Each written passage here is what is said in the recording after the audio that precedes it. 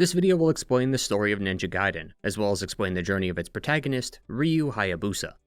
This video will not only include the original arcade port, but the NES Trilogy, the modern Trilogy, the newly released Ninja Gaiden 4, Ninja Gaiden Shadow, Dragon Sword, Yaiba Z, Ragebound, and the entire Dead or Alive franchise. As while that is a completely different series, Ryu makes much more than a simple cameo appearance there, so it is important to the story of Ryu Hayabusa. This video is perfect for those of you who have never played Ninja Gaiden or are just coming off the 4th game and wondering what's going on. It's also ideal for those who have played the games but need a bit of a refresher on the story. As always, like the video if you enjoy and subscribe if you're new. Feel free to check out my other story videos here on the channel, such as the explanation-focused timeline videos like this one, or my analyses and retrospectives which are a bit more opinionated. And if you'd like to support me further, the channel also has a Patreon which is linked in the description. With that out of the way though, let's get started. Before we begin though, I need to address the ports and difficulty of these games. Ninja Gaiden has had many ports throughout the years, and the games are notable for introducing higher enemy counts and unique bosses exclusive to higher difficulties. As for the ports, we'll be using the Sigma versions as a base as they offer the most story content, but should the need arise, I will discuss the other ports too. And as for the difficulties, easy and normal offer the most consistent content, as higher difficulties often introduce contradictions to the plot, as it was purposely designed to encourage gameplay replayability through enemy variation. So we'll be sticking with those difficulties for this video. With that out of the way, let's begin. According to Ninja Gaiden's Book of Genesis, the beginning of the world as we know it started when a great consistency flowed out into the nothingness. A nothingness that was afraid of its own nothingness. It had no color, sound, or smell, merely a thing. This thing would eventually form the root of a deity, for it coalesced into the first deity known as Gerdu. From Gerdu came the elements, providing them order and function.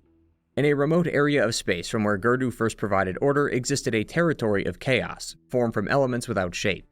This chaotic formation of shapeless elements would be forgotten by Gerdu. In time, it would start to grow, first being nothing more than an instinctual fear, before it took shape and was given consciousness. This marked the first appearance of the hatred. This chaotic nature of hatred further evolved, bringing it to a level of a deity like Gerdu. Until soon, the ancestor of all archfiends would be born, Vigor. From Vigor spawned the first ever conflict. Vigor began to devour the territory of Gerdu, beginning at its center, then expanding outwards. Earth was utterly devastated during this time, with solar and lunar eclipses continuing for what seemed like eternity. Seas would dry up only to flood once more, winds swept away land, and fire burned everything. Over time, Vigor had gained the upper hand. With Gerdu losing strength, the world would once again be plunged into chaos. But during this battle, as Gerdu lay dead, its body would split apart into 4 pieces, each part becoming a deity itself, controlling the concepts of sentiment, wisdom, immortality, and creation. They would come together to reshape the world back to its original state, but they still had very little power. During this age of pandemonium, only the serpent, deity of creation, was able to keep its sanity. The serpent would then give birth to a tiny seed of life. As the wind swept over these seeds, they were able to grow and ever so slightly evolve, eventually becoming the 13 dragons. The dragons all had destinies that awaited them in battle. The dragons then waged a war against Vigor, and through their strength were able to banish Vigor to the very ends of the world. However, after succeeding, believing that their destiny had been complete, the Dark Dragon, youngest of the divine dragons, would summon the hatred due to its immense feelings of inferiority when amongst its dragon kin. Because of this action, Vigor was spared complete death. Full of evil, the Dark Dragon allied with Vigor and his spawn of evil deities to advance on Gerdu's territory. So the stage was set for yet another war between the 12 divine dragons and Vigor, his archfiends, and the Dark Dragon. Through this conflict, the first spark of human life appeared in the form of the ancient tribes. It is said that these tribes lived peacefully with the divine dragons until the Dark Dragon attacked. The Dark Dragon, despite being the youngest, had outclassed its brethren. Losing strength, the divine dragons concocted a plan. They placed all their hope in the hands of the humans by bestowing upon them one of their fangs. From this fang came the world's most powerful weapon, the Dragon Sword. Along with it came the Eye of the Dragon, said to be carved out of one of the dragon's eyes. When used together, it creates an unimaginably powerful weapon called the True Dragon's Sword. These human beings became known as the Dragon Lineage, and it said that only those of this lineage are able to wield such a weapon.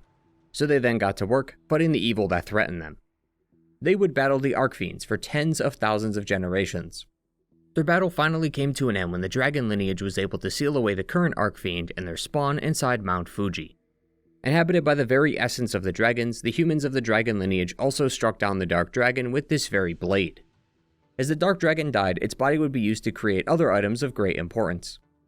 The enormous amounts of dark energy within the Dark Dragon's body had formed into crystal orbs known as the Dragon Stones. Its heart would create a jewel of its own, known as the Jewel of the Dark Dragon, and its bones would be used to create a weapon too, called the Dark Dragon Blade.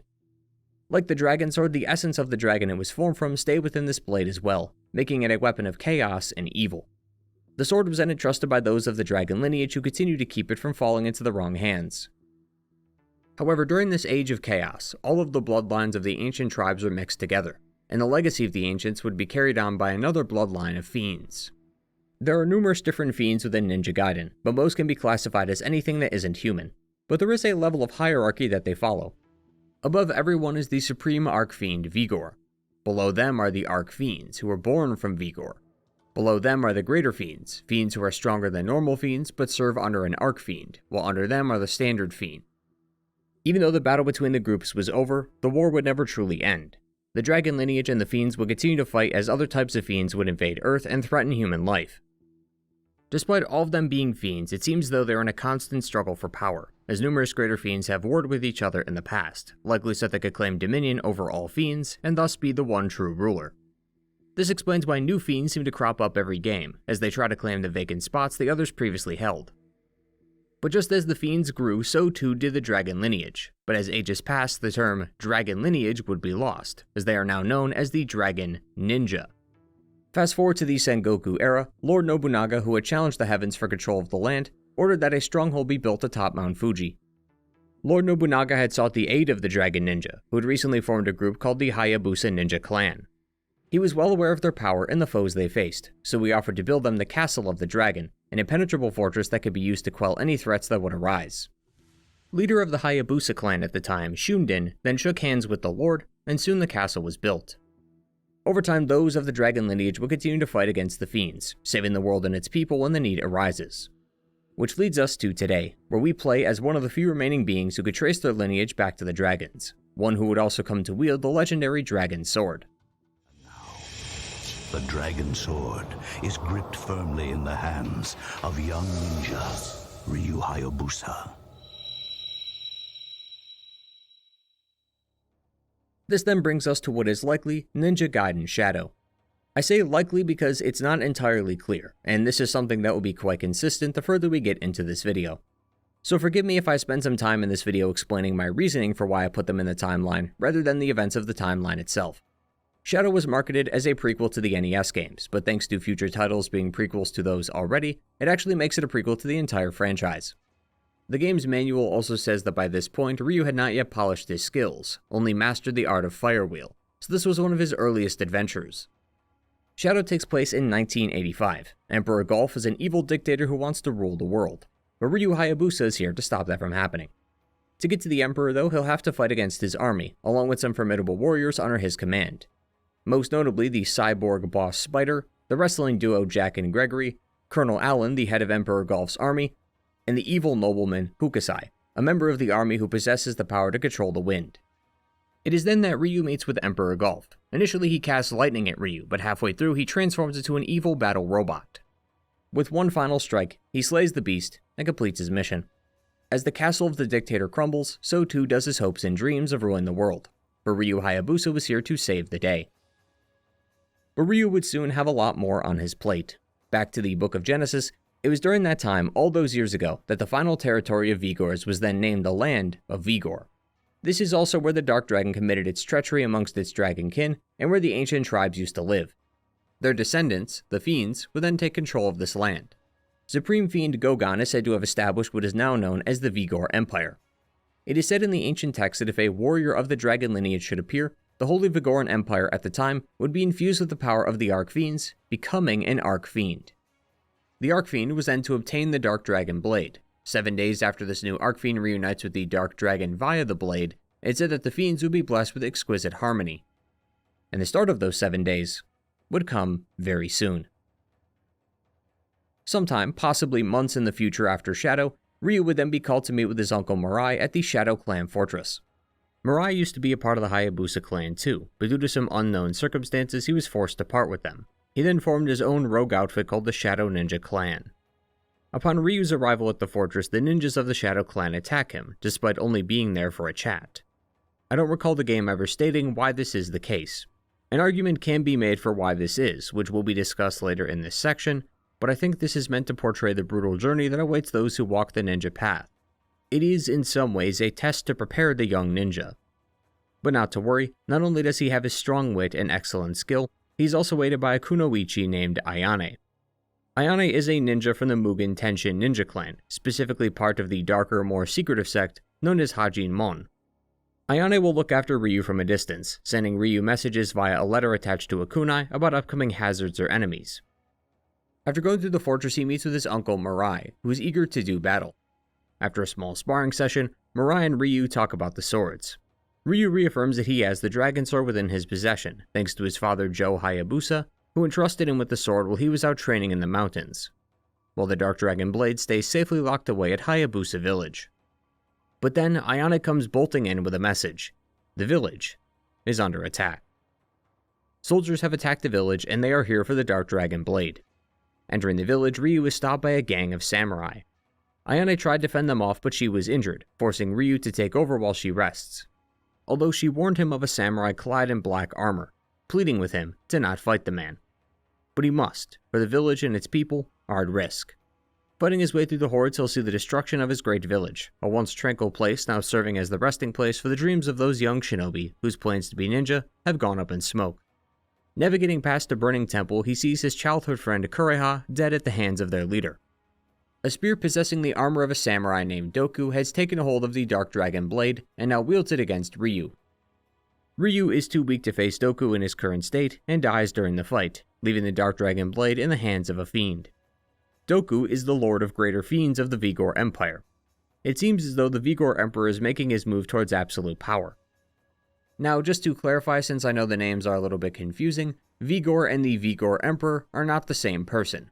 Many have suspected that they are one and the same, but nothing in-game confirms nor denies the claim. The true nature of the Emperor is unknown, but it should be noted that neither holds any connection to the other. He is simply the Emperor of the Vigor Empire, and the Vigor Empire is named after the original Archfiend, Vigor. Regardless, though Ryu seems to have died, the gods have smiled upon Ryu this day, for he managed to survive his injuries. It has been widely speculated, though, as to how this was possible. Theories include that he was simply on the brink of death but managed to survive his wounds. Others recall the bird in the distance watching over Ryu. It's believed that this falcon may have had a hand in his resurrection, for the Hayabusa clan is named after the Hayabusa, Japanese for the peregrine falcon.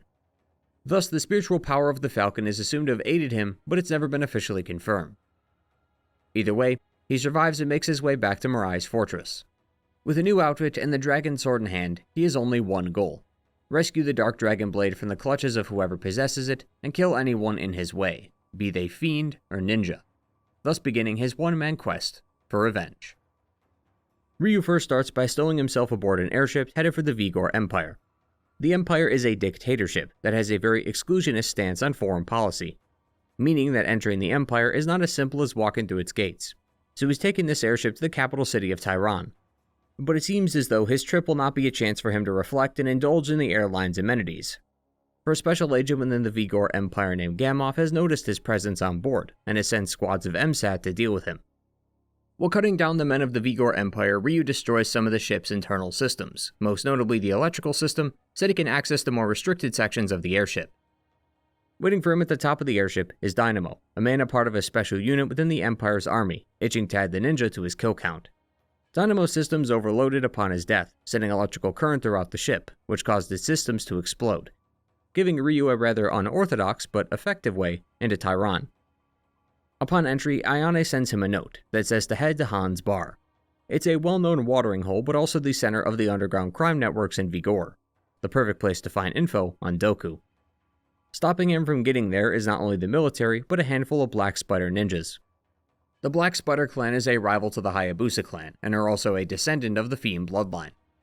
Based on the notes left behind by many dead Black Spider ninjas, it seems they first came to investigate what happened to the Dark Dragon blade. Once they found out Doku had taken it for himself, the clan sent men after him so that they could steal the Dark Dragon blade for themselves, as this artifact is something the clan has been searching for over 450 years.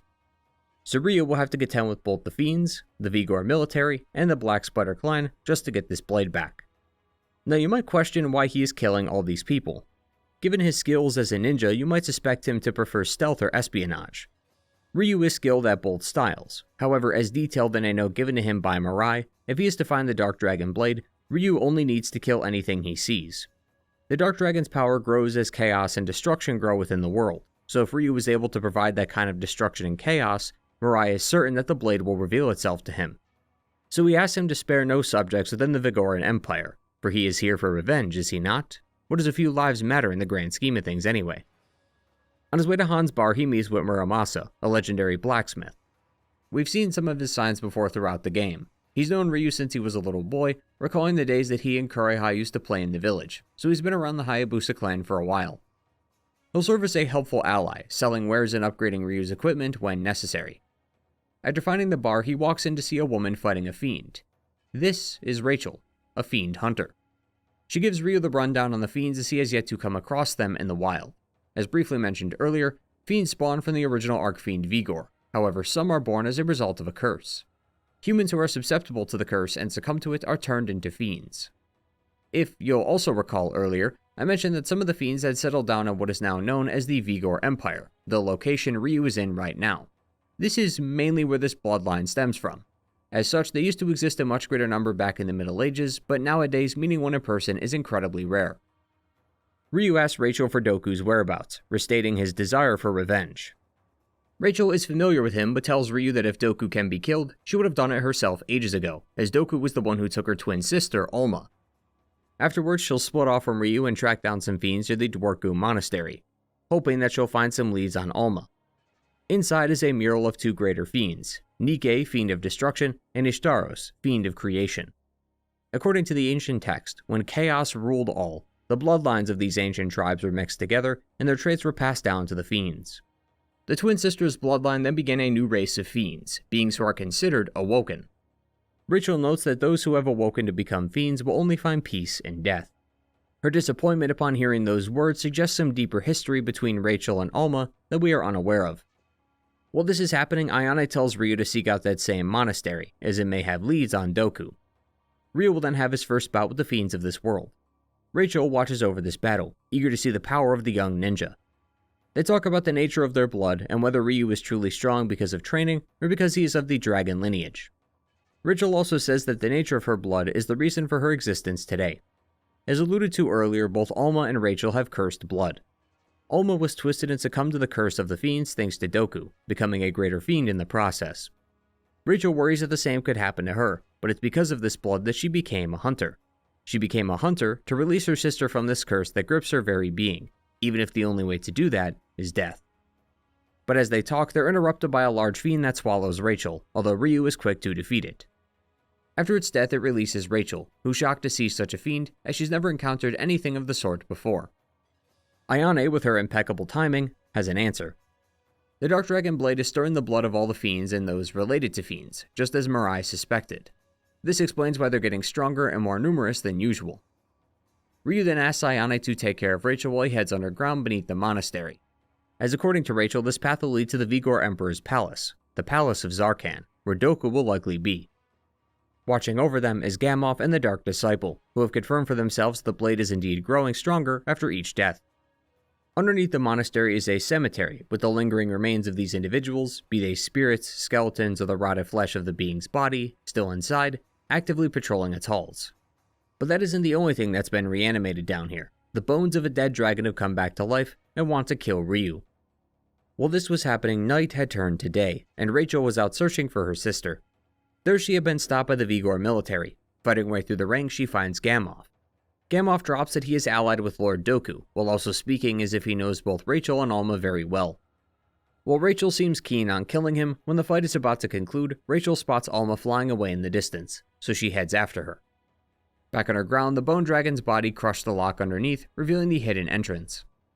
As he continues further down the path, the walls start to collapse, bringing in a rush of water.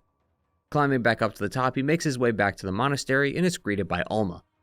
During their battle, Alma is injured. Rachel, who managed to catch up, appears and wounds her further. Ready to strike and rid her sister of the curse, she hesitates, still seeing the innocence of hers within the fiend's flesh. This gives Alma enough time to heal and retreat. She's disappointed that she couldn't slay her sister even after dedicating her life to that very task. Ryu offers no words of encouragement, however I suspect he understands the pain she is in. A siren can be heard in the distance. The attack on the monastery had alerted the Empire, and they're sending the army to investigate. Ryu and Rachel plan to then make their quick getaway, but Doku appears and takes Rachel with him. He plans to use Rachel's blood to awaken Alma, as they are twin sisters and share the same blood. Having made such a ruckus trying to escape, the army then turns its sights on Ryu, even using tanks and helicopters against him. To get them off his back, he'll have to rush through their base and disable the military's radio tower. With their communications offline, Ryu can then make his escape by taking a train out of their base and back to Tehran. Advancing into the palace, he is stopped once more by Doku. He's surprised to see that the young Hayabusa survived, but is eager for round 2. Vowing to get revenge, he strikes Doku down with a righteous anger. Defeated, Doku is asked about the Dark Dragon Blade. He says that it is with the Holy Vigoran Emperor, further calling him Ryu's true master. The same ancient blood that stirs in the fiends is the same blood that is within those of the dragon lineage, giving these two warriors little difference between them. Doku, now a vengeful spirit built on his own hatred, retreats to a nearby temple, vowing to bring about the awakening of Alma still. Rachel gives chase, looking to stop that from happening. To get there, she must hop through various portals that take her to different previously visited locations, such as specific parts of Tehran and Hayabusa village. It seems as though Doku's samurai still hold control of the village, even now. Eventually, she finds the temple where the awakening will begin. Before she can confront Doku, though, she is taken to a different dimension and attacked by the ancient Greater Fiend sisters, Nike and Ishtaros. Despite her skills, they are ancient Greater Fiends, so she was destined to fall by their hands. Meanwhile, Ryu continues to press forward towards the palace. During his journey in Tehran, he comes across some stone tablets. These tablets, when combined and placed near a statue in the capital, allow him to teleport just like Rachel. As he makes his way back to Hayabusa village, he stops by the grave of Kureha. On it lay the Eye of the Dragon, only held by the shrine maidens within the clan. When combined with the Dragon Sword, the spiritual power makes it the true Dragon Sword, giving it even more power, capable of taking down a greater fiend with ease. Now you may be asking, why the hell did Ryu not grab this eye in the first place? Great question. As mentioned earlier, the power the sword has when both are combined is immense. Too immense, actually. Only someone with true strength could even think to hold this blade. Those who don't possess enough physical strength, vigorous spirit, and have the proficiency of the techniques down will have their soul consumed by the blade itself. Even then, the power of the sword could upset the very balance of the world. As such, it's often customary to keep these two items separated for as long as possible, unless absolutely necessary. He'll then find the very same temple, now with Rachel being chained up to its pillars, ready to be sacrificed for Alma's awakening. As Doku electrocutes her, he can use this as a means of transferring her blood to Alma. It's only half a transformation, but her true power as a greater fiend has already increased. Despite her new form though, Ryu has no issues taking her down. Doku then wastes no time readying his sword, so that he may strike down Rachel and use her blood for the ritual. Racing up the steps, Ryu rushes to block the attack, but the small semblance of Alma's old spirit, still residing in her body, helps her regain control of herself, giving her a chance to take the blow instead. It also seems as though Alma was able to revert to her human form, reversing the curse placed upon her, but her injuries were too severe that she presumably died not too long after. Doku, clearly not happy with this, vows again that this isn't over, and storms off. As Rachel holds Alma, having completed her task, Ryu continues forward towards his, still unfinished. Confronting Doku once more, Ryu once again defeats him in combat. Before he dies, Doku forces the curse within his blood to accelerate, partially turning him into a fiend. However, he does not seem to be suffering from any adverse effects. Continuing forward, he is stopped by a black spider ninja. Despite their differences, this ninja offers to help Ryu instead, emphasizing how desperate things are. He gives Ryu a key of decay, saying that he must go to the core and reclaim Vigor. Going up the spiral tower within the core, he has to take a portal leading to the Fiend realm. Marbus, our third and final greater fiend, watches over it.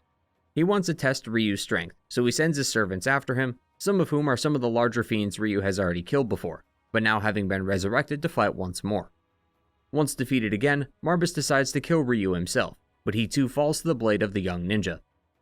On his corpse was the demon statue, a powerful device that harbors not only demonic power, but can also be used as a key to the core once it's placed on its corresponding pedestal.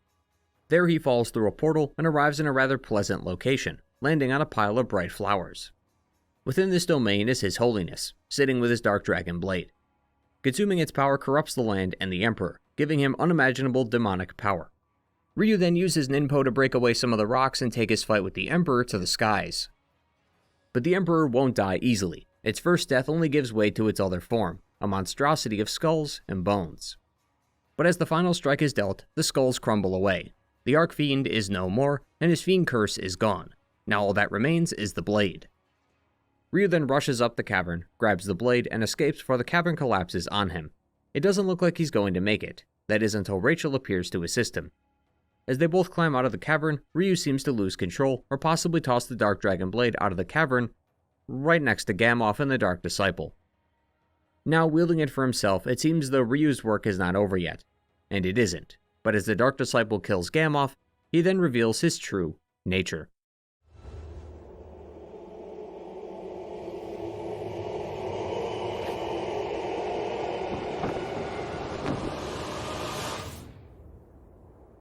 Mirai.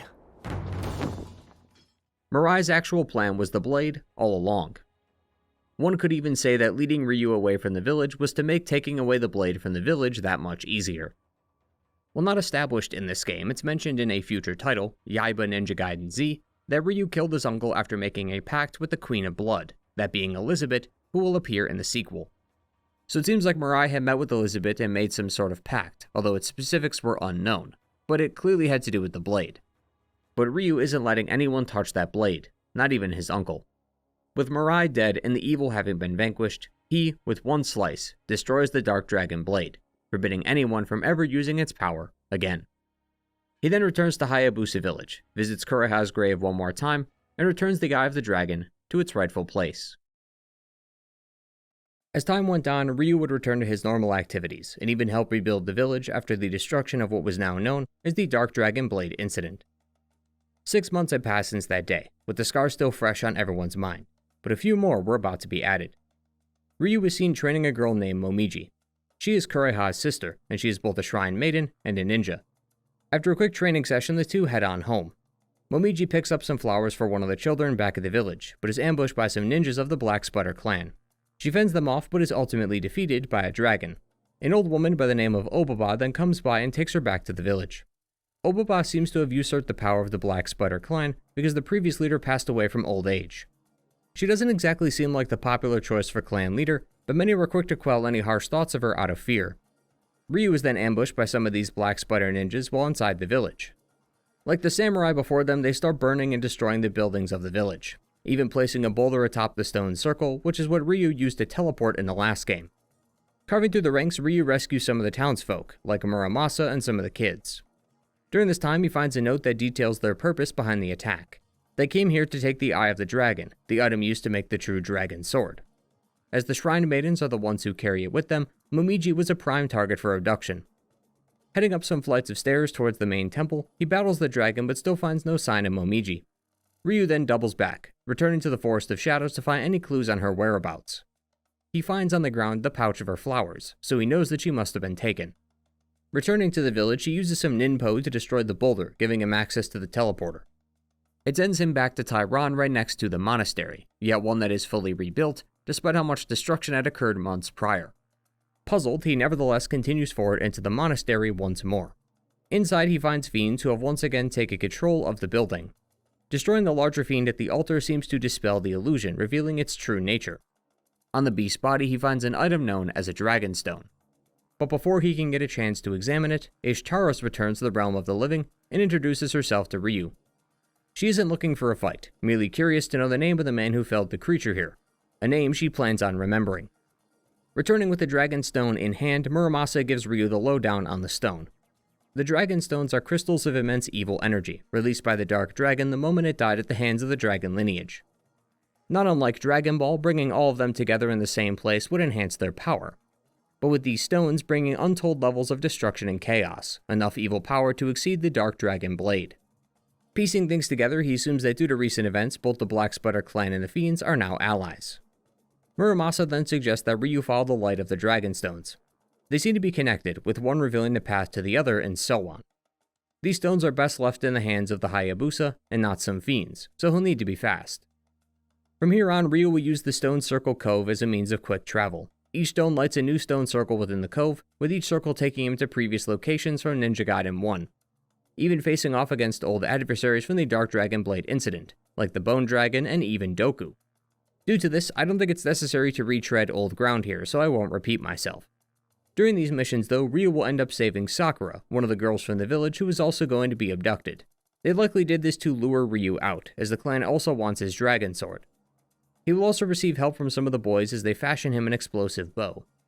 Each of them is eager to help Ryu get revenge for what the Black Sputter clan did to their village, but because they're just kids, they decided that instead of fighting, they'll arm Ryu the best they can.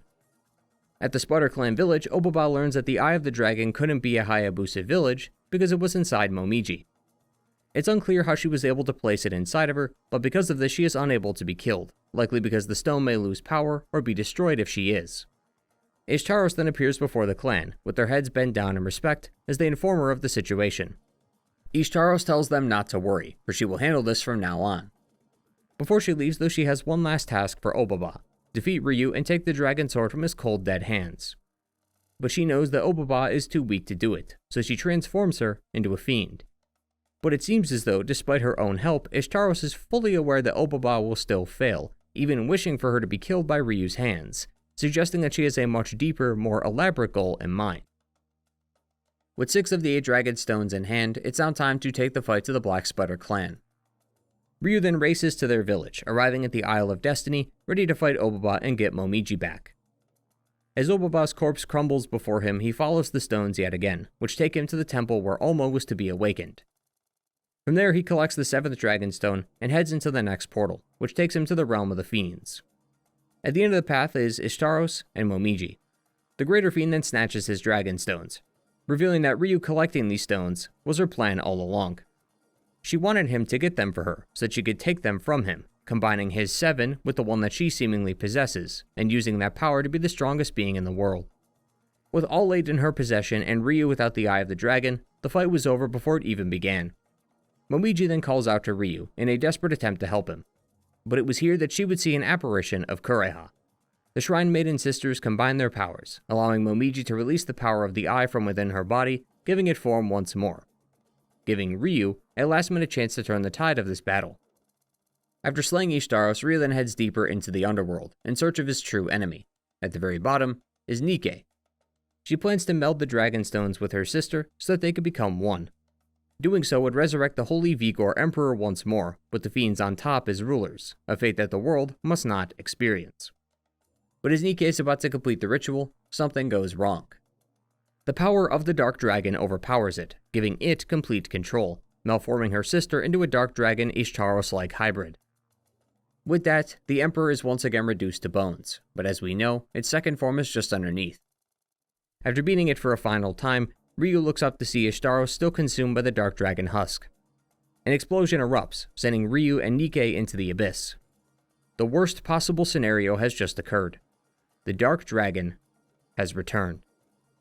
Nike, down here in the abyss, finds the situation rather humorous.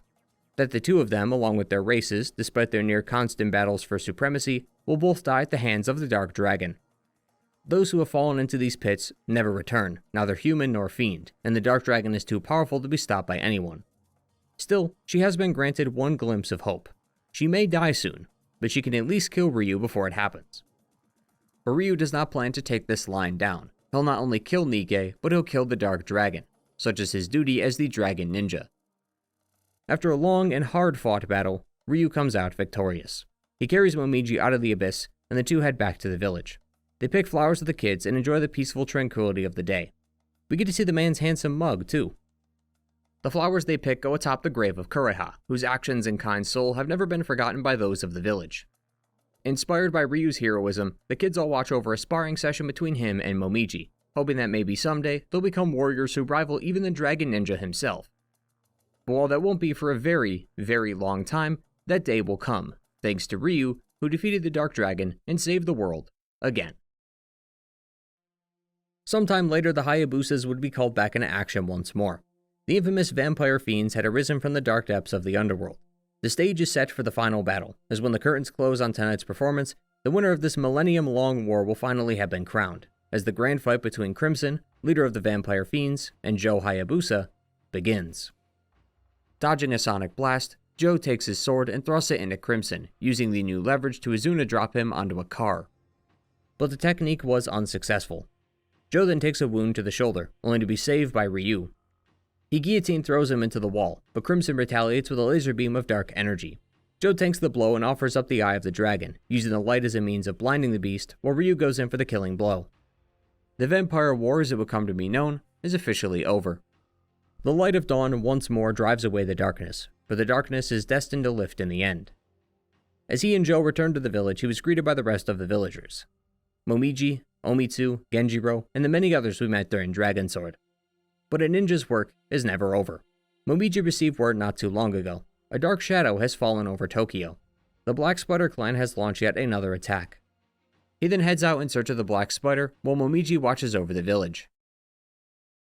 Moving to Tokyo, a woman appears at the doorstep of Muramasa's shop. Her name is Sonia Law, and she is looking for the Dragon Ninja. She has news that concerns the Archfiend. The last Archfiend was killed. Ryu made sure of that one, so news of another resurrection, or possibly another Archfiend, is of the utmost importance. During their meeting, she is attacked and apprehended by some Black Spider ninjas. Racing through the high-rise streets of Tokyo, some kind of dark magic was used during this time, as a giant Buddha statue was reanimated, with its sole directive seemingly to kill Ryu Hayabusa. Continuing to follow the trail of the Spider clan, he finds Sonia, who is being interrogated by someone. Climbing to the top floor, he just misses Sonia and the others, who are seen heading to a helicopter. Ryu is then stopped by a ninja named Rasetsu, who transforms into a fiend spider. According to some notes left behind by the clan, it seems as though Rasetsu and some others belong to a darker sect within the Black Spider clan, one that appears to dabble in the arts of fiend transformation.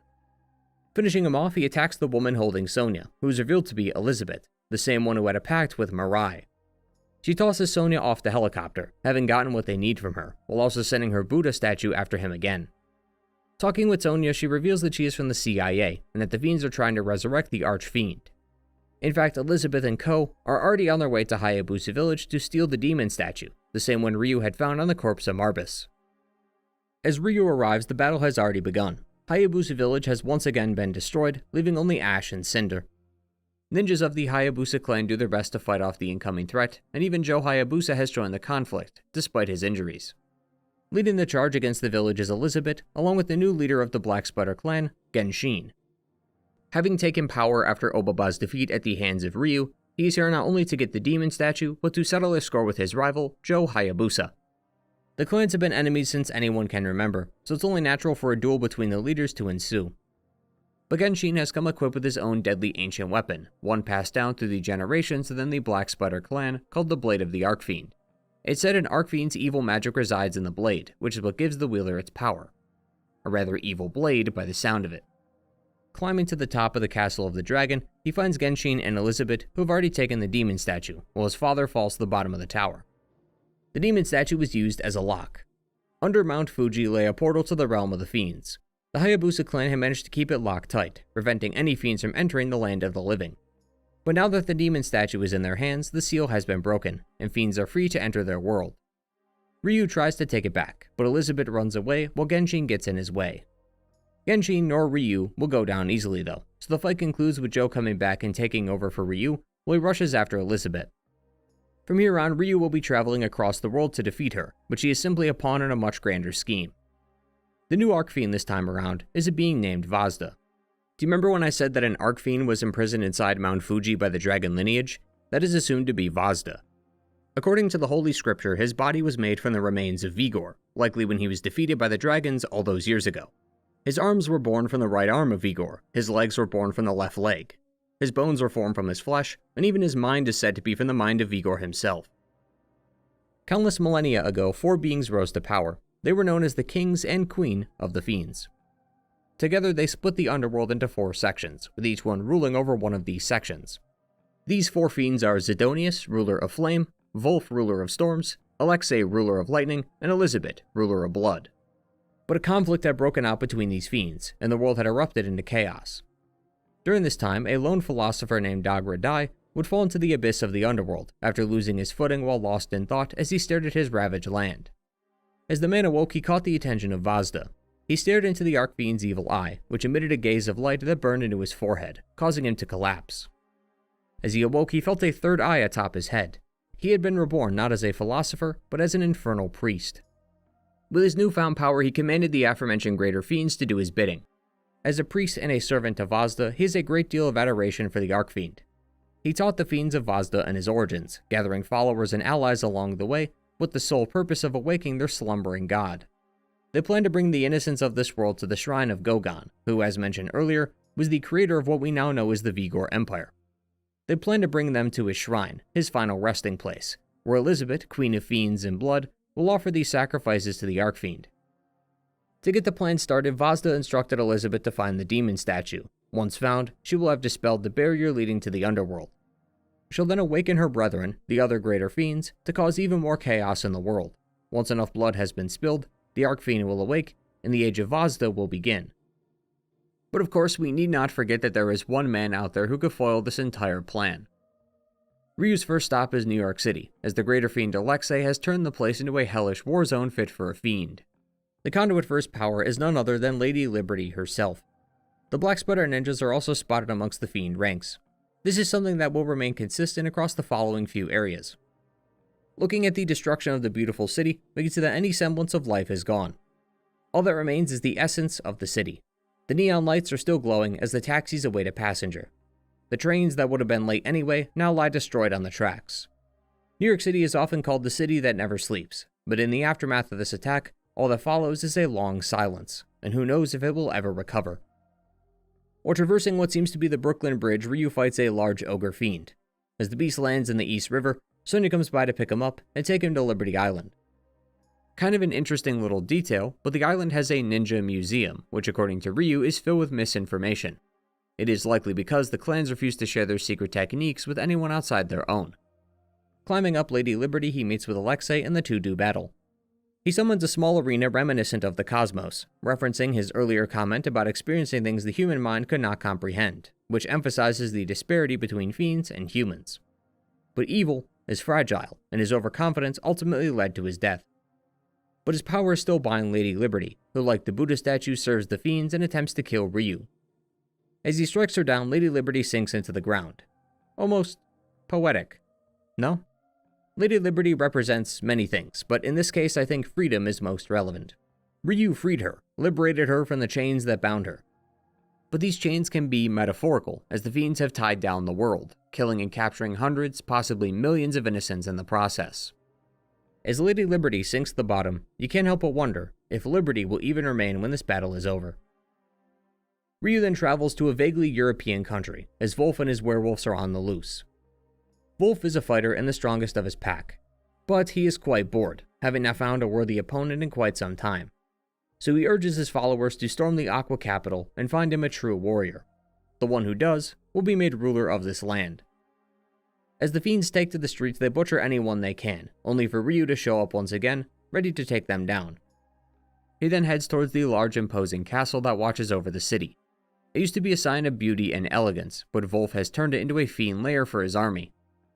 Making his way through the tunnels, he comes across a large pile of bones that likely belong to the many victims Wolf and his kin have killed over the years. The essence of one even manages to reanimate itself, likely lashing out in anger over its fate. A fate that even in death still grips it, just as tightly as the chains around its limbs. As Ryu approaches, Wolf notices the Master Ninja, realizing that he is the opponent that he has been waiting for. So he reopens the Colosseum and prepares for battle. The arena is packed with patrons, eager to see their master rip apart the new blood. While Wolf, as imposing as ever, sits atop his throne addressing the crowd, the lone challenger waits for the theatrics to end, so he can get this over with. As Ryu strikes the final blow, the crowd falls silent. Unsure what to do after such a twist, the crowd gets angry, charging the field and attacking Ryu. Using Wolf's scythe, he cuts down tens of hundreds of fiends, but they just keep coming. Thankfully, Sonya is here to pick him up. He hooks onto her helicopter and the two fly off, leaving a lot of angry bettors behind. Their next stop is the Flying Fortress Daedalus, a ship operated by the Black Spider clan, but one that is also crawling with fiends and Elizabeth. Not unlike his time on the airship that was headed to Tehran, he makes his way through its hulls and destroys any equipment he can. Sonya was hit during the initial assault but managed to survive, and is now taken to just blowing everything up with a rocket launcher. Ryu also finds evidence of Fiend and Tech hybrids. It seems as though Elizabeth and Genshin may have done some collaborative work and created some truly devastating variations of already deadly fiends. As Ryu shows no signs of stopping, Genshin is forced to deal with Ryu himself.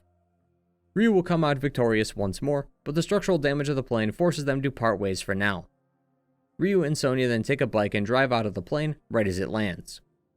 While they seem to have managed alright, an armadillo seen within the plane was able to escape as well, forcing Ryu into a brief conflict.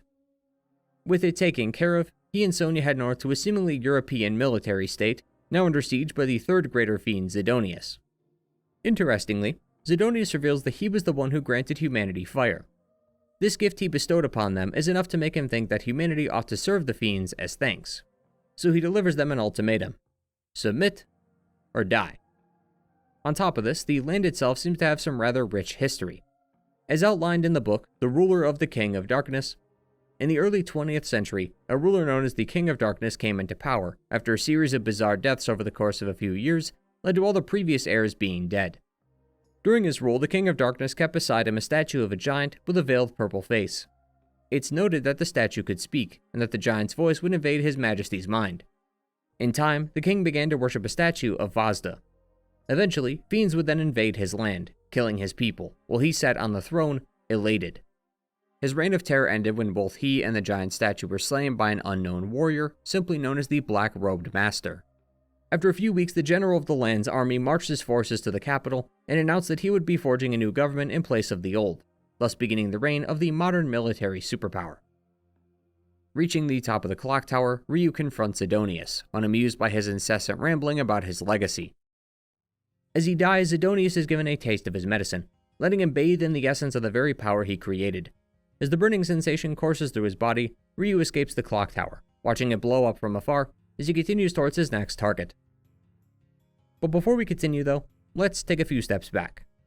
Rachel, Momiji, and Ayane all have playable chapters in this entry. Each one has a different mission, but they each appear in the ravaged lands that Ryu once treaded. Back at Hayabusa village, Momiji was there when the attack on the village began. During the attack, one of the children, Sanji, confronts a Tengu. He's easily overpowered by the fiend and taken away, being used as bait, hoping that Ryu will take a bite. But Ryu was off on his own journey, so it was actually Momiji who would follow that trail as she found a pendant of Sanji's that he left behind. She tracks him down to Sky High Tokyo, where she fights not just one, but two Tengu. They were hoping for the Dragon Ninja, but a Shrine Maiden is good enough. After the duo falls to the Shrine Maiden, she escorts Sanji back to the village. Back in New York City, Rachel, continuing her duties as a fiend hunter, is here to bring peace to the land once more. Despite how many fiends Ryu has killed, they just keep coming.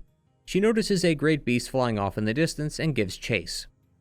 Waiting atop the construction site is Marbus, who has been resurrected after being killed by Ryu. Like the Tengu, he was hoping to find Ryu so he could settle his score with him, but he doesn't mind killing Rachel. But Rachel, with her large hammer and fully auto rifle, dealt a heavy blow to Marbus, cutting off his horn and sending him barreling down to the bottom. It's also pretty clear that Ryu's influence is rubbing off on her, as when Marbus is defeated and the night sky turns to day, she uses Ryu's quote about the night being lifted, giving way to the light of dawn. Ayane, meanwhile, is sent on a mission by Ryu Hayabusa. The Black Spider clan stole not only the demon statue, but also the Eye of the Dragon, so Ayane is going to recapture it. She travels to the Aqua capital, blowing past the ranks of their kunai bombs, before confronting the one who stole the Eye of the Dragon. Well, if it isn't the Tenjin girl. Somehow, Obaba returned and stole the eye, keeping it locked inside the ball attached to her body, which gives her some enhanced abilities. But after dying yet again, Ayane takes the eye back and heads to Ryu's location, as he'll be needing it if he plans to kill the greater fiends for good. But before the cutscene ends, we see a brief glimpse of another Kunoichi, one dressed in blue attire. Her identity remains a mystery for now, but we'll come back to her in due time. Continuing from where we left off, Ryu tracks Elizabeth down to South America. He finds himself in a vast jungle, whose roads lead to the lair of the Archfiend. Along the way, he'll come across some bodies of the Black Spider clan, likely those who died to the fiends, showing that even though they are allies, the fiends have a mind of their own, and are simply here to kill. At the end of this path lies a dragon, and we need to talk about this one. So, in Ninja Gaiden 4, an NPC mentions how Ryu had killed the Dark Dragon 3 times by this point. The first was Dragon Sword, and the third was before the events of Ninja Gaiden 4. The second one is what puzzles me. There has been some discrepancy within the community as to whether or not you should refer to this as the Black Dragon or the Dark Dragon. This makes it doubly confusing, as in the original port of Ninja Gaiden 2, this is a completely separate boss.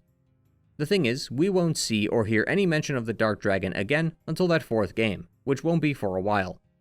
It's stated in-game that the Dark Dragon's form changes based on the ritual, but no other boss is even remotely close to resembling the Dark Dragon.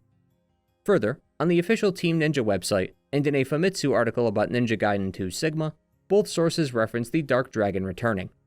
So with this in mind, it is assumed that this is the Dark Dragon from back in Dragon Sword that Elizabeth had resurrected, although Ryu once again kills it.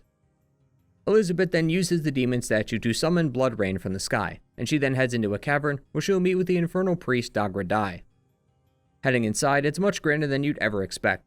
The rib cages, resembling those of other dragons, or at least the bones of them, are used to trap smaller dragons inside. Ryu can even choose to kill one of these dragons if he activates a switch.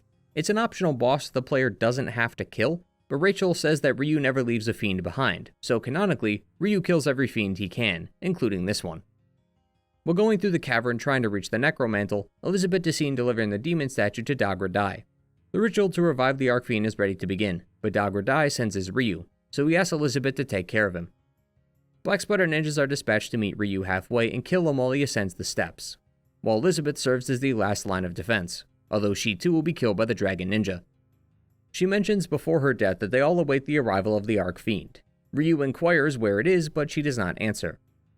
Genshin, however, is willing to give it to him. It's at the peak of Mount Fuji. Sonya then finally catches up to Ryu, only to miss out on all the fun. She continues to follow him, but Ryu forbids her. Mount Fuji is where one goes should they need to travel to the underworld, and it's not safe for someone like her. Hell, it's barely safe for Ryu. Knowing what he must do though, Ryu then returns to Hayabusa village. There he meets with Ayane, who gives him the Eye of the Dragon she took from Obaba, transforming it once more into the true Dragon Sword. She also gives him the good news that despite his injuries, Joe Hayabusa will recover and he is in good health. He'll then head out of the village, through the old Shadow Ninja Clan fortress from the first game, and into the Forest of Shadow. There he is surrounded by Black Spider Ninja until Muramasa comes by to help, showing that he still got it. He came here because he sensed the stirring of the Archfiend, but in his old age he finds it hard to climb the mountain, so he is waiting for Ryu in the meantime. He says that long ago his ancestors imprisoned the Archfiend within this mountain, but now it's up to him. Like any old relative though, they refuse to let you leave until you've had a bite to eat, so he gives Ryu some omusubi for the road, which is naturally the strongest healing item in the game. As he continues his climb up the mountain, it becomes clear why this spot was chosen. Not only is this a great place for Ryu to jump from should he want to enter the underworld, but not too far from the peak is an open field of swords. This is the resting place of the Black Spiders, each sword belonging to a ninja who died for their clan. And by now, it's probably a good time we address the elephant in the room. What is going on with Genshin? Why is he allied with the fiends? And why is he okay with his men being killed by them? What is his goal here? As you'd expect, allying with the fiends usually comes with disastrous consequences, so many were hesitant to accept their power. This sentiment was growing among the clan. Many ninjas expressed concern over the decision, further questioning Genshin's motives. They respect him as their master and as a warrior, but some believe that he may be getting his strings pulled. In truth, Mirai had killed Genshin's younger brother, and that sorrow has been with him ever since. Convincing the clan to follow him was simple, because many seem to lack experience. Koshi Maru, a ninja within the clan, is often viewed with respect by his younger students, who see him as wise and insightful. But he worries about the future, considering those younger than him weak because of their attitudes. They often swagger about the village as though they are skilled ninja because they can pull off a few unique moves, saying, quote, "It is precisely because the youth do not know true brutality that they are able to think that the path of evil is somehow fashionable." He seems to view Genshin not as a warrior, but as a man, something not shared by many. Koshimaru understands that as a man, he will experience fear, just like them, further saying that the path that Genshin has taken is not that complicated, that to achieve mighty goals, sometimes selling your soul is necessary. Still, he wonders that Genshin may be under Elizabeth's spell. This singular drive to defeat the Hayabusa and come out from under their shadow, combined with the death of his brother, has spurred him into a rage. He's willing to do whatever it takes to defeat them, even if it means joining the fiends. He confirms this for himself when he says that the tantrums of the Archfiend don't concern him. All he wanted was Hayabusa dead, and for his clan to be well respected. But this hubris would be his downfall. As he lay there dead atop Mount Fuji, Ryu continues forth, for he still has a job to do. But Elizabeth reappears, having been resurrected, opting to do the same for Genshin. From here, Ryu is destined to run through the gauntlet. The fiends of the underworld want his head, and the greater fiends he has defeated in the past are pissed. He'll have to fight all 4 greater fiends again, Sidonius, Alexei, Wolf, and Elizabeth, as well as Genshin. And in the Sigma version of the game, he also fights Marbus, whereas in the original, it's another armadillo from the Daedalus chapter. All of them obviously die, and thanks to the power of the true dragon sword, this time they will stay dead.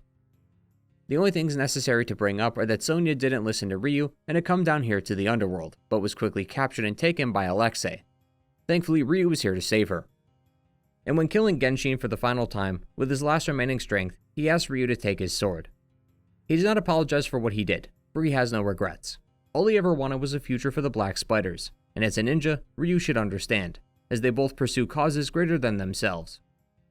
It's clear that despite their differences, he has a deep level of respect for Genshin, as when Elizabeth taunts him for throwing away his fiend gift, Ryu claims that she would never understand him. So now he wields both the blade of the Archfiend and the true dragon sword against her, and the rest of those who get in his way. On the ground next to each of these bosses' bodies lay their hearts. When used on the giant black door, these hearts unlock it, revealing the inner sanctum where the ritual of the Archfiend is taking place.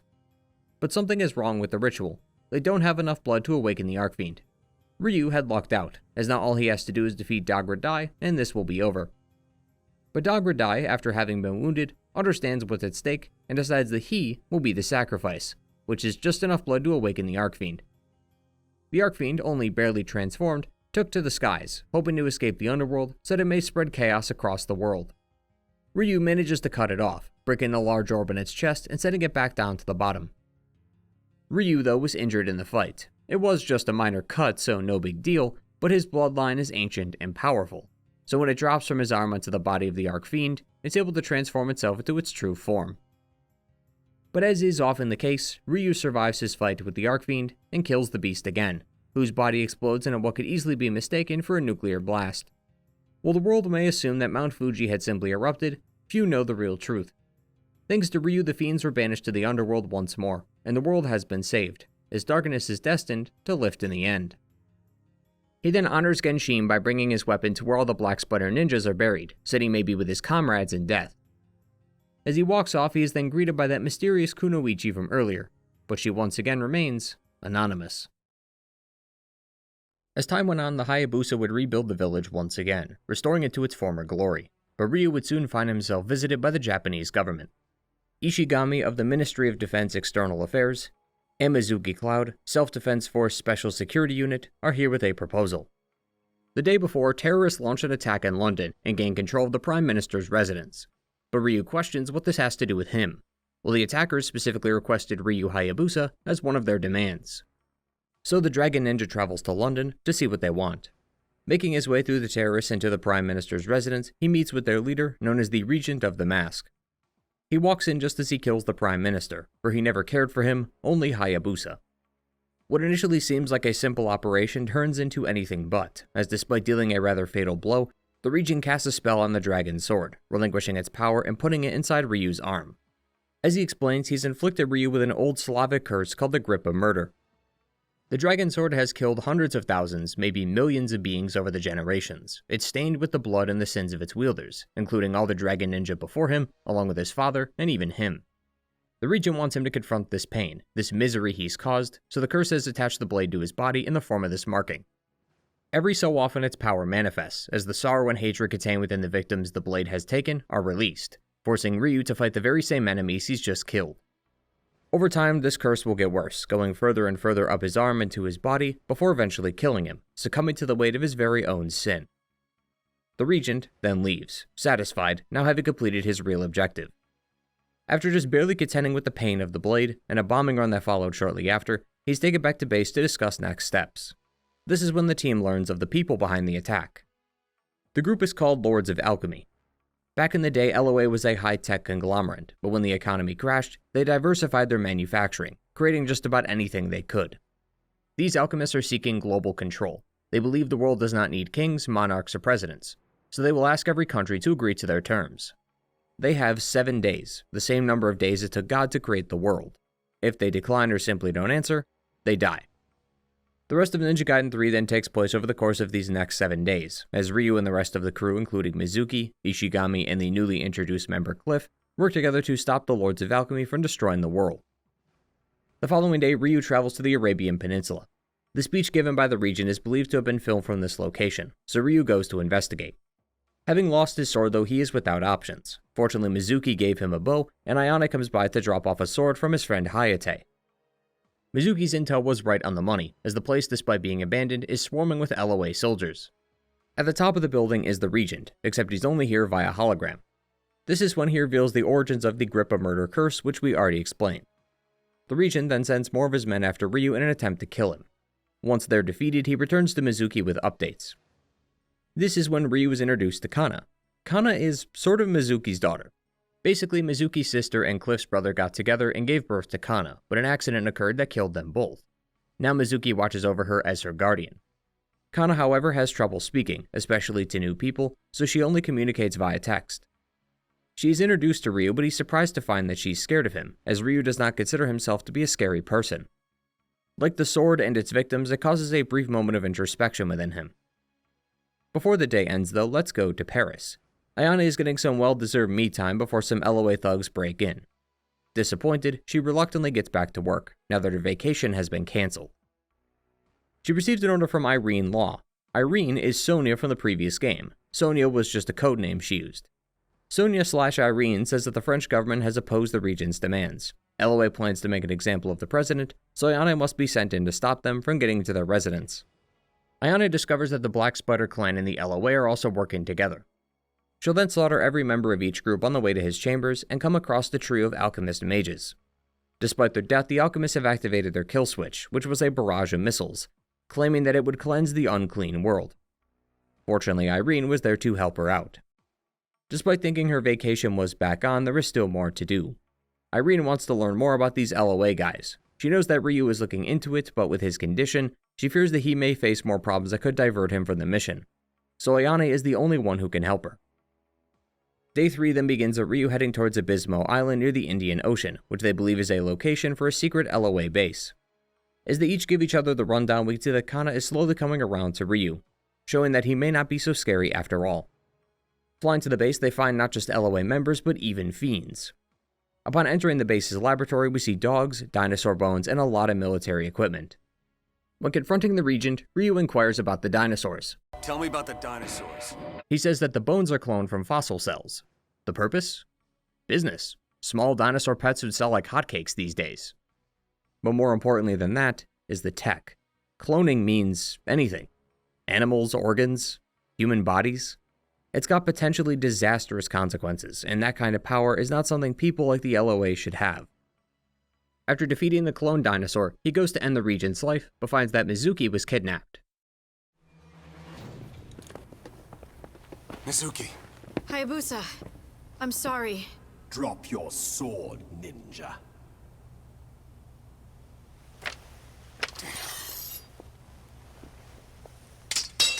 Smart move, Hayabusa. Now. Well, well. Not bad. Sudden death is a ninja speciality after all. Are you okay? And now for you.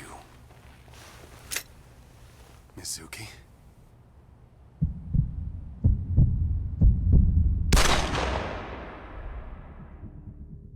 I thought you'd never wake up, Ryu Hayabusa. My name is Lovelace, and I'm in charge of the Abysmo Laboratories. We shot you with enough tranquilizer to bring down a dinosaur, you know. You are indeed an impressive specimen. What is this place? Welcome to our virtual simulation environment. We would appreciate your cooperation for a few moments.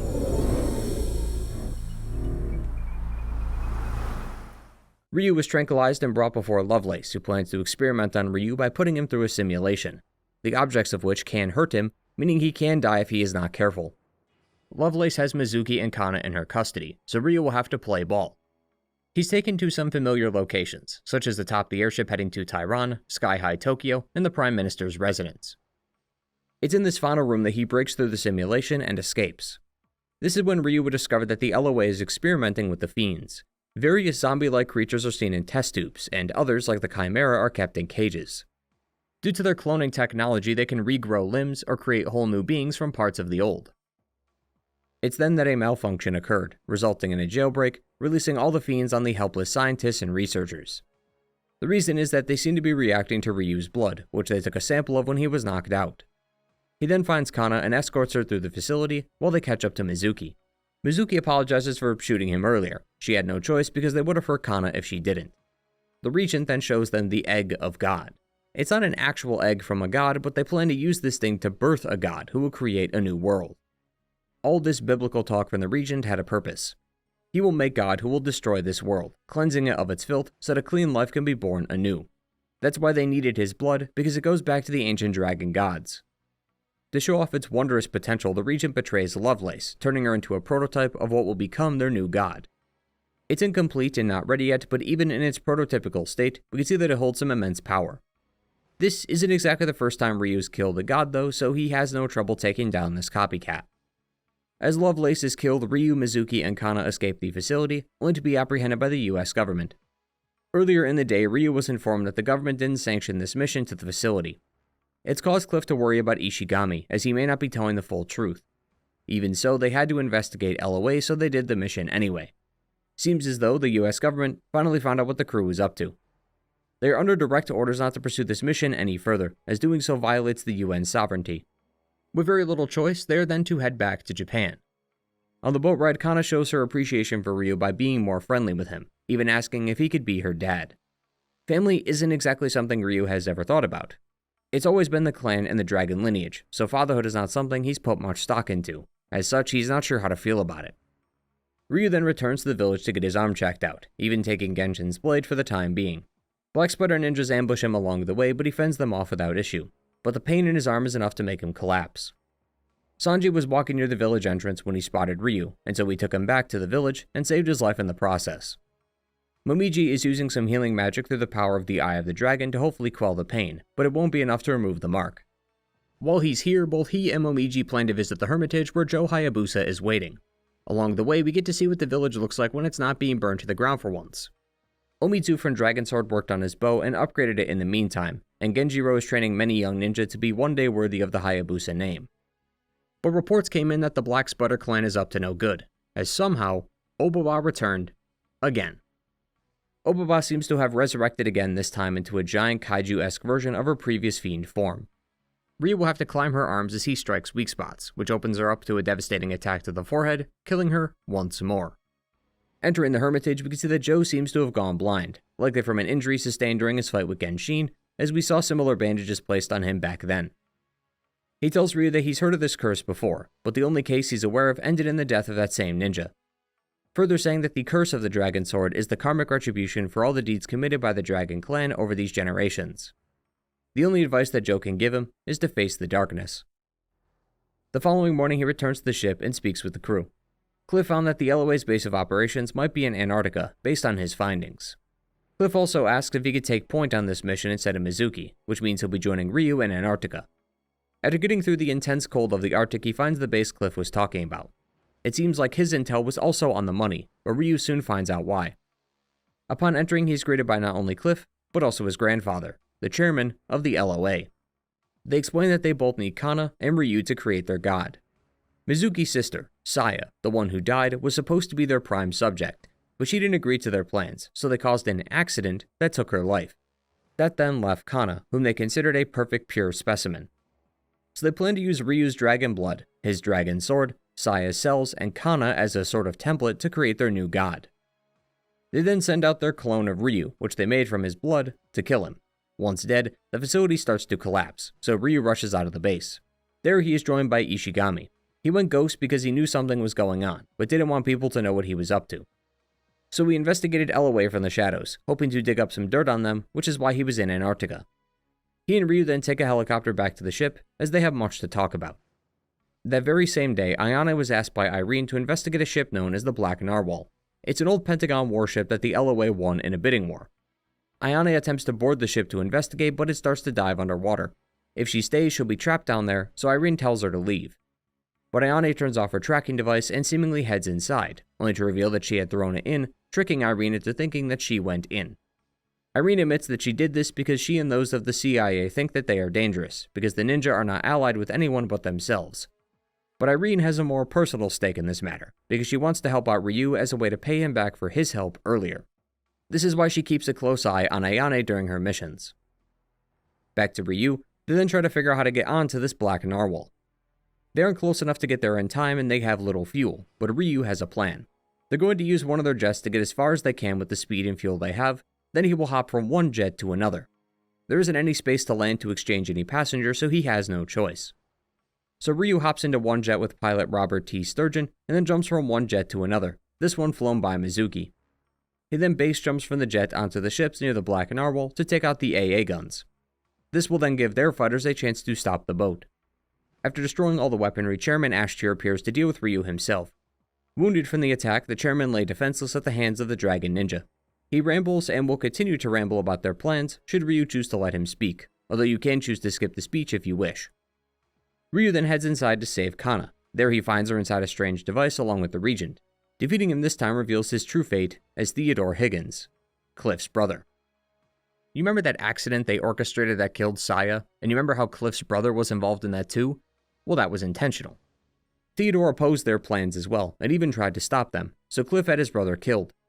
He then revived his brother and wiped his memories, and used a mask connected to an AI that controls him, which is why he fights for LOA, yet has no memories of his past life. But this just means that Ryu killed his brother, Kana's father, right in front of her. With this, the final part of the plan is complete. They have the blood, the cells, and Kana. The curse placed upon Ryu is also complete, allowing Cliff to stick his hand through Ryu's body and pull out the sword, completely free of sin and misery, a perfectly pure blade. He then throws the sword at Kana, which is absorbed by the device. The dragon sword, mixed with Kana's emotions that stem from seeing her father being killed before her eyes, completes the ritual. Her body is transformed into that of a god, one who now wields the dragon's sword, even though it was stated that only those of the dragon lineage can wield the blade. That's because they used Ryu's blood, and they were able to find a loophole. Ryu then falls off the ship as the rest of it collapses, but before fading, we briefly see Theodore, who survived their fight, dive into the water and rescue him. While he's out, he dreams of Genshin, who seems to pass down his blade almost out of respect. As he awakes, we see the curse has progressed, reaching his chest and face. Even though he's barely recovered, they get prepped and head back to Japan to stop Kana. LOA are all over the place, and worse, he continues to be gripped by the curse. Surrounded by fiends and losing strength, he is saved just in time by Jo and Momiji. She also gives him the Eye of the Dragon so that he may strike Kana down. Walking through the streets, he and Mizuki, who joined him as well, are found by Cliff. Cliff delivers a monologue about the new world before transforming. Cliff proves too strong for Ryu and is almost killed by an energy blast, if not for Theodore, who arrives just in time to kill his brother. With his final words, he admits that he did this not just to see the new world, but to also be in the spotlight for once, since so many people loved his brother, but that same love never extended to him. Theodore then asks for Mizuki to stay behind, while him and Ryu take care of the fiends, and there is a reason for this. Theodore had lied to Ryu. As a father, he could not allow him to kill his daughter. But he then lied to him again, as he only battled him so that he could undo the curse, as he needed to be stabbed just like when they first met. With the curse gone, Theodore passes away, while Ryu now fights Kana at full strength with Genshin's blade. After parrying her sword attack, Genshin's blade breaks, but the damage was enough to destroy her sword, reverting it back to the original dragon sword, which Ryu powers with the Eye of the Dragon. With one cut, he destroys God Kana and saves the real Kana from the fall. Ryu then leaves, now that the job is done. Kana wakes up and asks to see Ryu to apologize for what she said to him earlier, but Ryu is already gone. Ishigami assures her, though, that Ryu will always be with her, watching over her, so she'll never have to worry, as Ryu sprints off into the sunset. The Dragon Ninja has saved the day, yet again.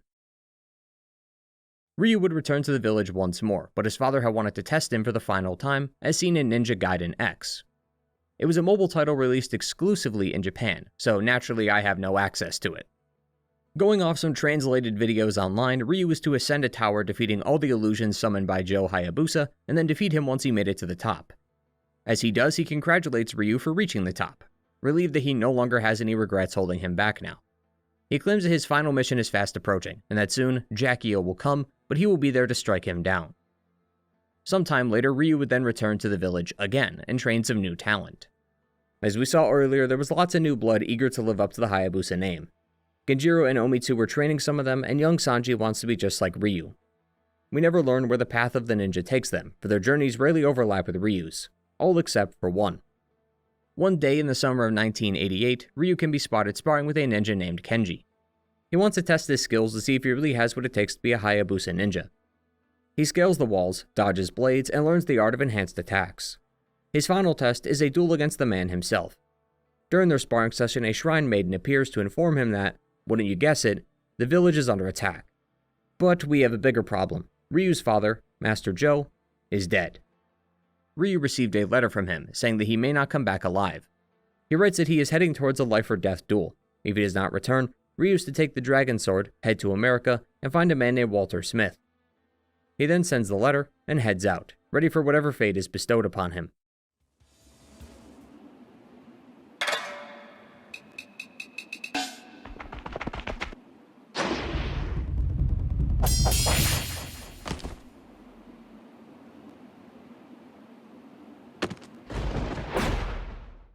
Joe Hayabusa has been defeated.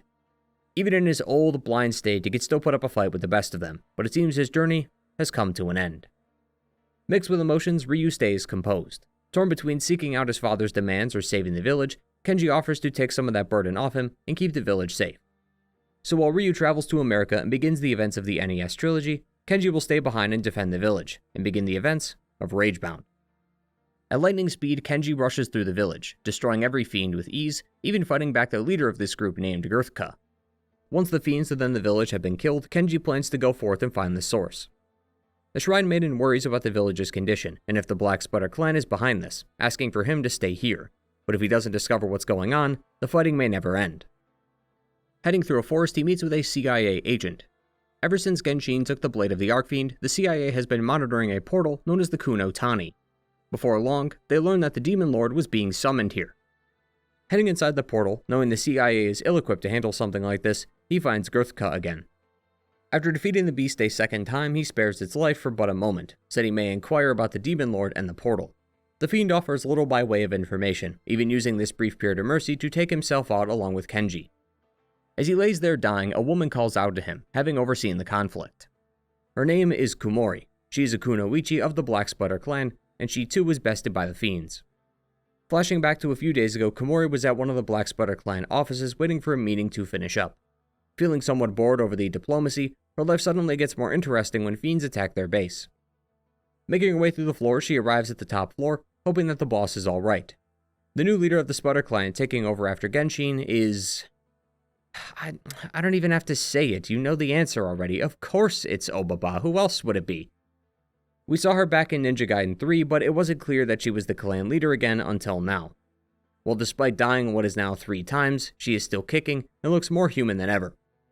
She then is given the rundown that the fiends have attacked, but during their talk, a greater fiend appears named Ravashi. Unfazed, the members of the council watch on as the battle continues.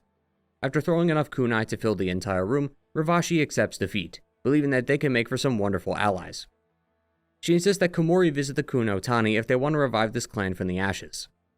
In truth, the Black Sputter clan has been on some hard times since the countless defeats and mismanagement under Genshin, so an offer like this is once in a lifetime. Obaba silences the arguments in the room, for she has a plan. They will meet with this fiend, but it won't be for an alliance. Kumori is to take the Tamashi Kunai, a special weapon crafted by the clan and passed down through the generations. It can trap the essence of one soul within the knife and transfer the essence to the wielder. They plan to use this on the Demon Lord so that they can use its power for themselves. Bringing the fiends into submission will subsequently put in the Black Sputters on top as the ruling clan. Kumori then takes her bike through the sewers into the Kuno Tani to meet with Ravashi. To make sure she is worthy, she must pass a trial of combat, but during their fight she is stricken by Ravashi's lightning. Despite the attempt at a betrayal, the fiends have betrayed her first. The Demon Lord then reappears, welcoming his new meal into his realm, which explains how Kumori ended up strung onto the wall. Back to the present, Kumori, seeing no way out, with her last chance slowly fading away, tells Kenji to use the kunai on her. Doing so traps her essence in the knife and puts it inside Kenji, the two now moving as one. It takes some time getting used to, but they start to warm up to this new normal. The trapping process has some unique side effects though. Their feelings tend to meld to a certain extent. One can sense the other's feelings and is occasionally influenced by them.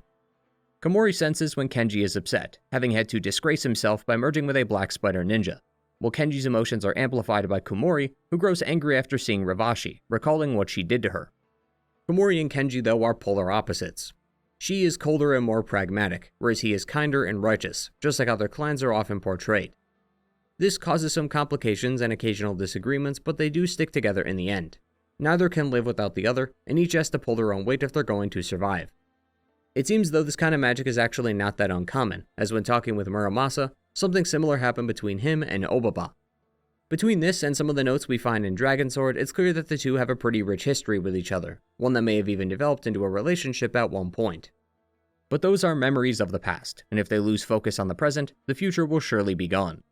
So Muramasa once again gives them the details as to what's going on. He and Obaba back in the day worked together to keep the Demon Lord from crossing into their world. They used 3 energy crystals as a triangle seal to trap him. Muramasa then hid these crystals so that they couldn't be found, but it seems though the fiends have already tracked down their location. It also seems like just having the energy crystals isn't enough, for they need to be charged. But because the fiends have already found the location, it seems like time is of the essence, so the two waste no time heading to the first crystal. This one is inside an ancient pirate cove used by Portuguese pirates to hide from the shogunate in the 17th century, something Kenji seems eager to share with Komori, despite not caring. Down here in the cave is Obsidre, who carries the first crystal. Working together, the two kill her and take the crystal from her corpse. The second is in Odawara Castle, owned by an old feudal lord, which was recently repaired. It contains hidden catacombs filled with ancient secrets, and the second crystal, guarded by Daek Rog. The final crystal is then hidden underneath a construction site. The Black Spiders bought this land, but construction had to be halted due to an archaeological discovery, which has caused the clan to bleed money. Seems like they both figured out what that archaeological discovery really was. As they climb through the scaffolding, they are ambushed by Ravashi, who tries to take out the duo before they even get a chance to fight her. Dodging her lightning and meeting her on solid ground, they fight once more. In the end, Komori exacts her revenge against the fiend, paying her back for their last meeting. With the crystals in hand, they head back to Muramasa, only to find the CIA. They claim that they will take it from here, but Kenji refuses to give up the crystals, not really trusting their motives. Seeing no choice, the CIA agent shocks the duo and puts them in a cell. Using their powers, they escape the cell and sprint through the base, hoping to find where they took the energy crystals. A chopper and a few dozen guards ambush the duo before a masked agent calls them off. Despite looking like their next opponent, she is actually here to help them, saying that Agent Sea Swallow had sent her, the same codename Irene had used back in Ninja Gaiden 3.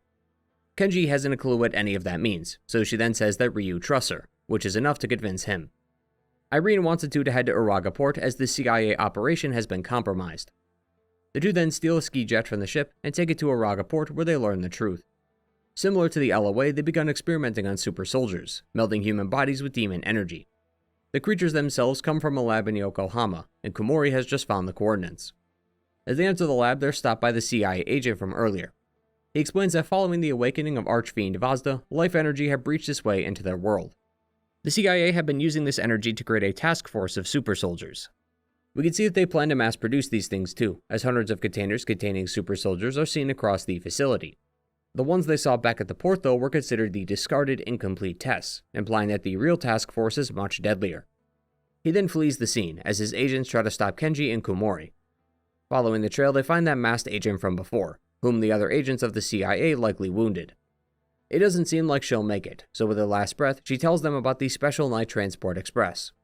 It's a CIA train that is supposed to not exist, although it very much does, and that CIA agent is on that train. Making their way back to where their budding friendship first began, they find the CIA agent. He is drunk on power, excited about the prospect of not only creating a superhuman army, but being able to use this energy to make the fiends of the underworld submit. With the super soldiers by his side, he reopens the portal, breaking the veil, with the sole purpose of killing the Demon Lord.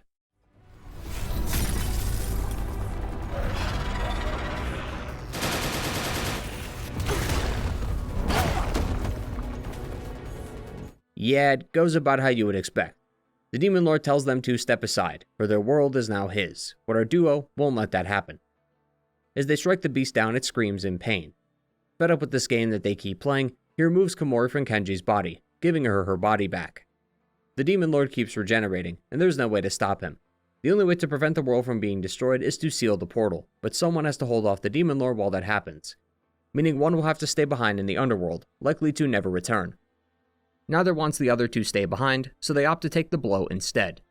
You can tell by this point that their relationship has gotten better, the bond growing ever stronger. They may not admit it, still acknowledging their clan's rivalry, but they have grown a great deal of respect for each other. Enough respect to sacrifice themselves to save the other. Regardless of the choice, the same outcome plays out, with you controlling the one outside the portal. They break the crystals, seal the portal, and trap the Demon Lord, but damn their friend along with it. Then that character travels to the other clan's headquarters. Kenji meets with Obaba and returns the knife, informing her of the situation. Unshaken by the info, she simply acknowledges that Komori failed to trap the Demon Lord, and thus failed in her mission.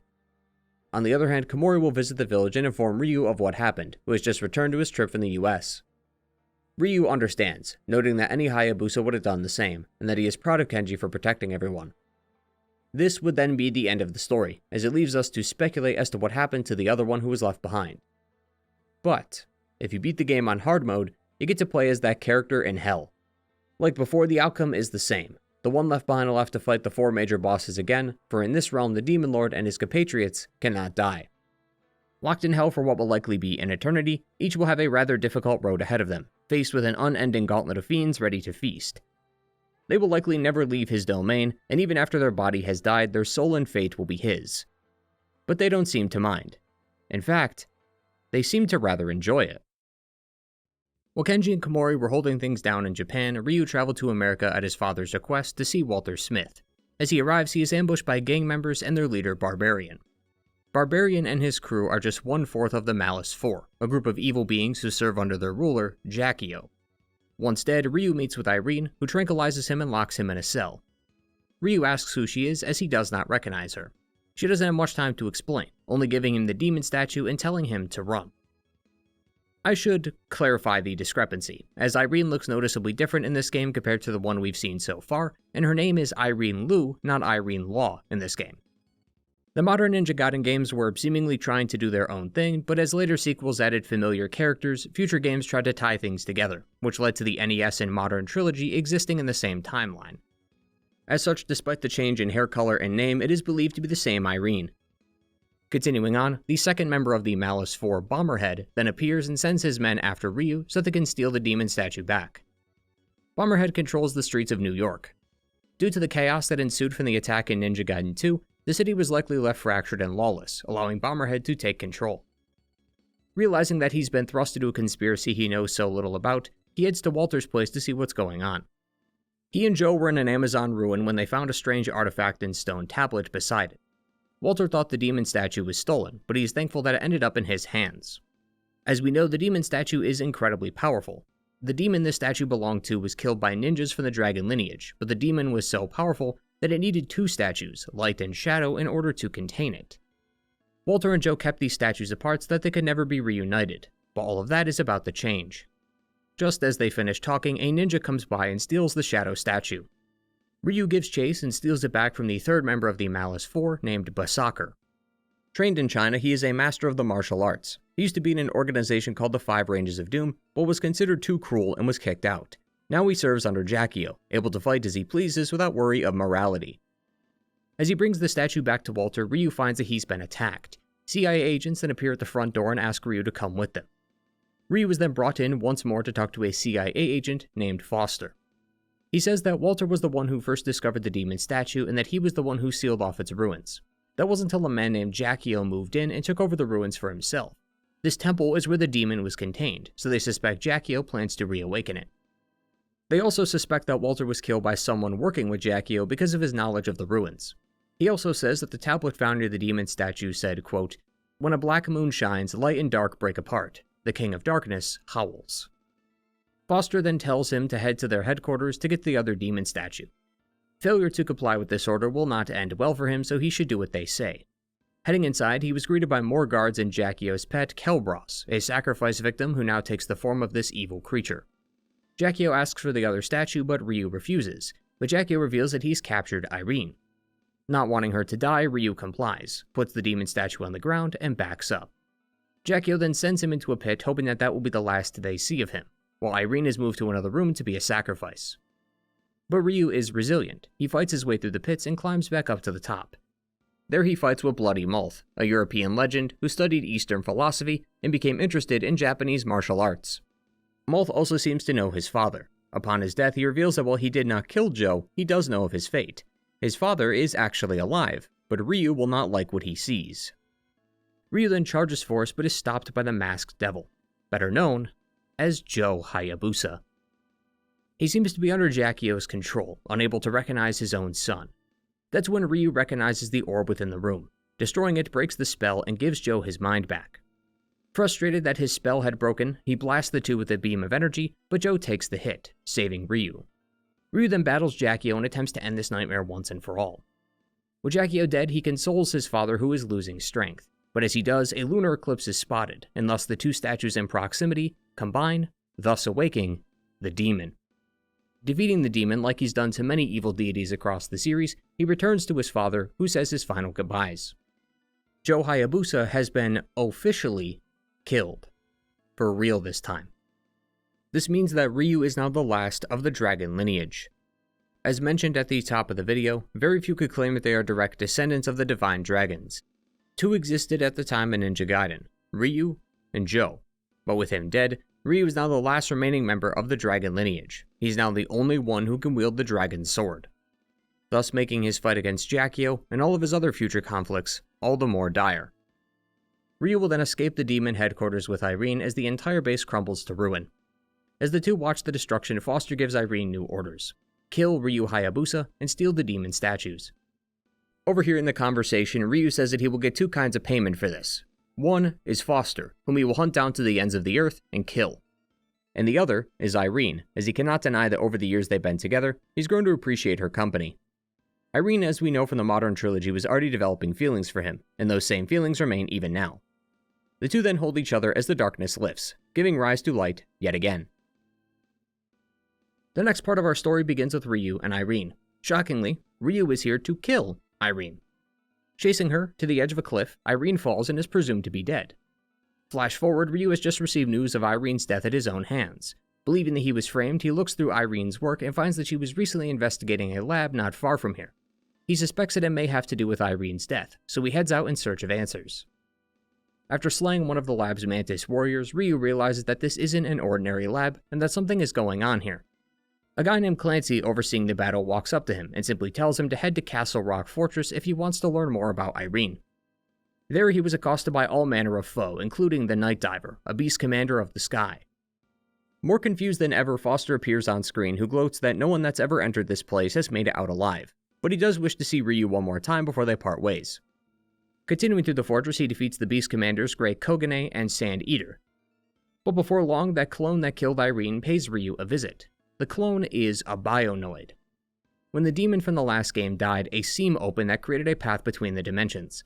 A wellspring of energy then flowed from this seam. Foster used this to make his very own super soldier army, and the clone of Ryu was one of them. They were able to copy not just his looks, but his skills and strengths, making the fight a rather even match. As such, he's not able to kill the clone quite yet, but it's alright as the clone was simply just trying to test the waters anyway. Ryu then eventually finds Foster, but before he can confront him, Irene reappears, having actually faked her death. The clone from earlier also reappears, ready to continue where they left off before transforming into a fiend. The two then fight to the death. Overcome with rage over the framing of his lover's death, Ryu cuts right through him. Ready to finish Foster off and be done with this base, Clancy appears and double-crosses everyone. He explains that he was working on the biohazard plan with Foster. He stopped working on it though once Foster went mad and created the bionoid. He couldn't morally agree with their work, so he sought Ryu out in hopes that he would stop Foster for him before he doomed the world. However, he was actually hiring Ryu so that he could clear the way.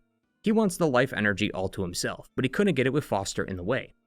A seam then opens up, which would take Clancy right to the source of the life energy. He steps inside and phases out of existence, before being chased by Foster, who does the same, but dies. Something's different about Clancy that allowed him entry, while simultaneously denying Foster his. Seeing this, he tells Irene to stay behind, as it is way too dangerous for her. Likely remembering the last time Ryu told her this, she actually stays behind this time, while Ryu enters the seam. He arrives only to find Foster, whose body was reanimated by the life energy. Clancy was once again watching over this battle, now ready to show Ryu and the world the power of life energy. Supposedly they are still in the ruins of the fortress, but inside a dimensional warship. As he falls through a trapdoor, he climbs across the edge, being careful not to fall off of it, for it would easily be certain death. He then finds Clancy, who is also transformed into a terrifying beast, a body filled with life energy. Clancy has some backwards thinking, as he tells Ryu that he is doing this to protect humanity, but he seems to be protecting them from themselves, as he believes that they should all be killed. Like the LOA, he wants the world to be cleansed so that humanity can start anew. He then asks Ryu to join him, even sweetening the deal by allowing Irene aboard the ship. But of course, Ryu declines. After transforming into a large beast stuck to a wall, and then a massive mech, Clancy is finally defeated. His plans for humanity's end lay unfinished. As the dimensional warship crashes to the ground along with the fortress, which crumbles beside it, all that's left is Ryu and Irene, who, like before, embrace one another as the sun rises and the darkness lifts. But it wouldn't be too long before life would once again come under threat. It's been a year since the arrival of Jackio. Ryu believes that his problems were over, but they were only just beginning. During the battle against Jackio, a being known as Ashtar was hiding in the shadows, watching over the two. Jackio was just a pawn in a much larger scheme, for Ashtar is the real villain. Ashtar has been around for quite some time, even claiming to have seen the creation of the legendary dragon sword itself. He plans to open the Gate of Darkness. Ryu is then ambushed by more forces of evil, led by Dando, the wandering spirit of an old Viking, now a monster under control of Ashtar.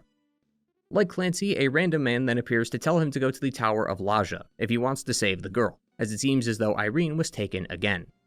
But this messenger has no nefarious plans, for he is the Robert T. Sturgeon from Ninja Gaiden 3, so Ryu need not worry about betrayal. Ryu then follows his commands and takes a train to the tower. Waiting for him at the base of the tower is the Baron Spider. A former scientist at the Zabil Biological Research Institute, he was researching a new species of spider before being bit by one. Although not Spider-Man, he is part spider, part man. Entering the tower, he is then attacked by Funky Dynamite, a cyborg based on the design of a giant Commodore lizard. It's then that Ryu finds Irene before Ashtar interrupts the reunion and strikes him with the Sword of Chaos. It's a sword born from the bone of a demon, not unlike how the dragon sword was made from a dragon's fang. Wounded, Ashtar is ready to finish him off, though Robert reappears to distract him. Ashtar then retreats with Irene, saying that if Ryu wants the sword, he will need to traverse the Maze of Darkness. There he finds Naga Sotuva, the underworld water dragon, a dinosaur that lived down here since ancient times. Killing the beast, Ryu meets with Ashtar once more, but just as he finds Irene, she is stabbed by the Sword of Chaos, where Robert is struck with an energy blast. From here, the stage is set for the final battle, against Ryu and Ashtar. Ryu strikes Ashtar down with his dragon sword, proving his sword to be of stronger make than the Sword of Chaos. It is then that the Sword of Chaos disappears as Ashtar chants for the forces of darkness to awaken. At Irene's request, Ryu rushes ahead to destroy the demon altar, while her and Robert escape the tower. Ryu then finds the temple, but on his way, Irene and Robert were apprehended by an evil entity. Ryu will then fight another fiend, which looks eerily similar to Jackio's pet, and there is a reason why. See, despite the manual stating the opposite, Ashtar was nothing more than a spirit, controlled by Jackio. Robert, who managed to escape, tells Ryu that Irene was taken and that he must continue ahead. But Ryu asks what Robert will do in the meantime, which he says that he will stay behind to make sure no fiends catch up behind him. Although after a while, another cutscene will play that shows that Robert held his own to the very end, although his death is left ambiguous. Ryu then meets with Jackio, having learned that his old enemy yet lives. His battle with Ashtar helped power the Sword of Chaos, as it sucks up any life force it can, and when enough has been collected, the Gates of Darkness shall open, and the fiends will come back to life. Ryu was the one to awaken its power, and now Irene's sacrifice will be used to call the fiends from the underworld to Earth. Ryu, of course, would never allow this to happen, so the two fight once more. A battle for the ages, the forces of light against those of the dark.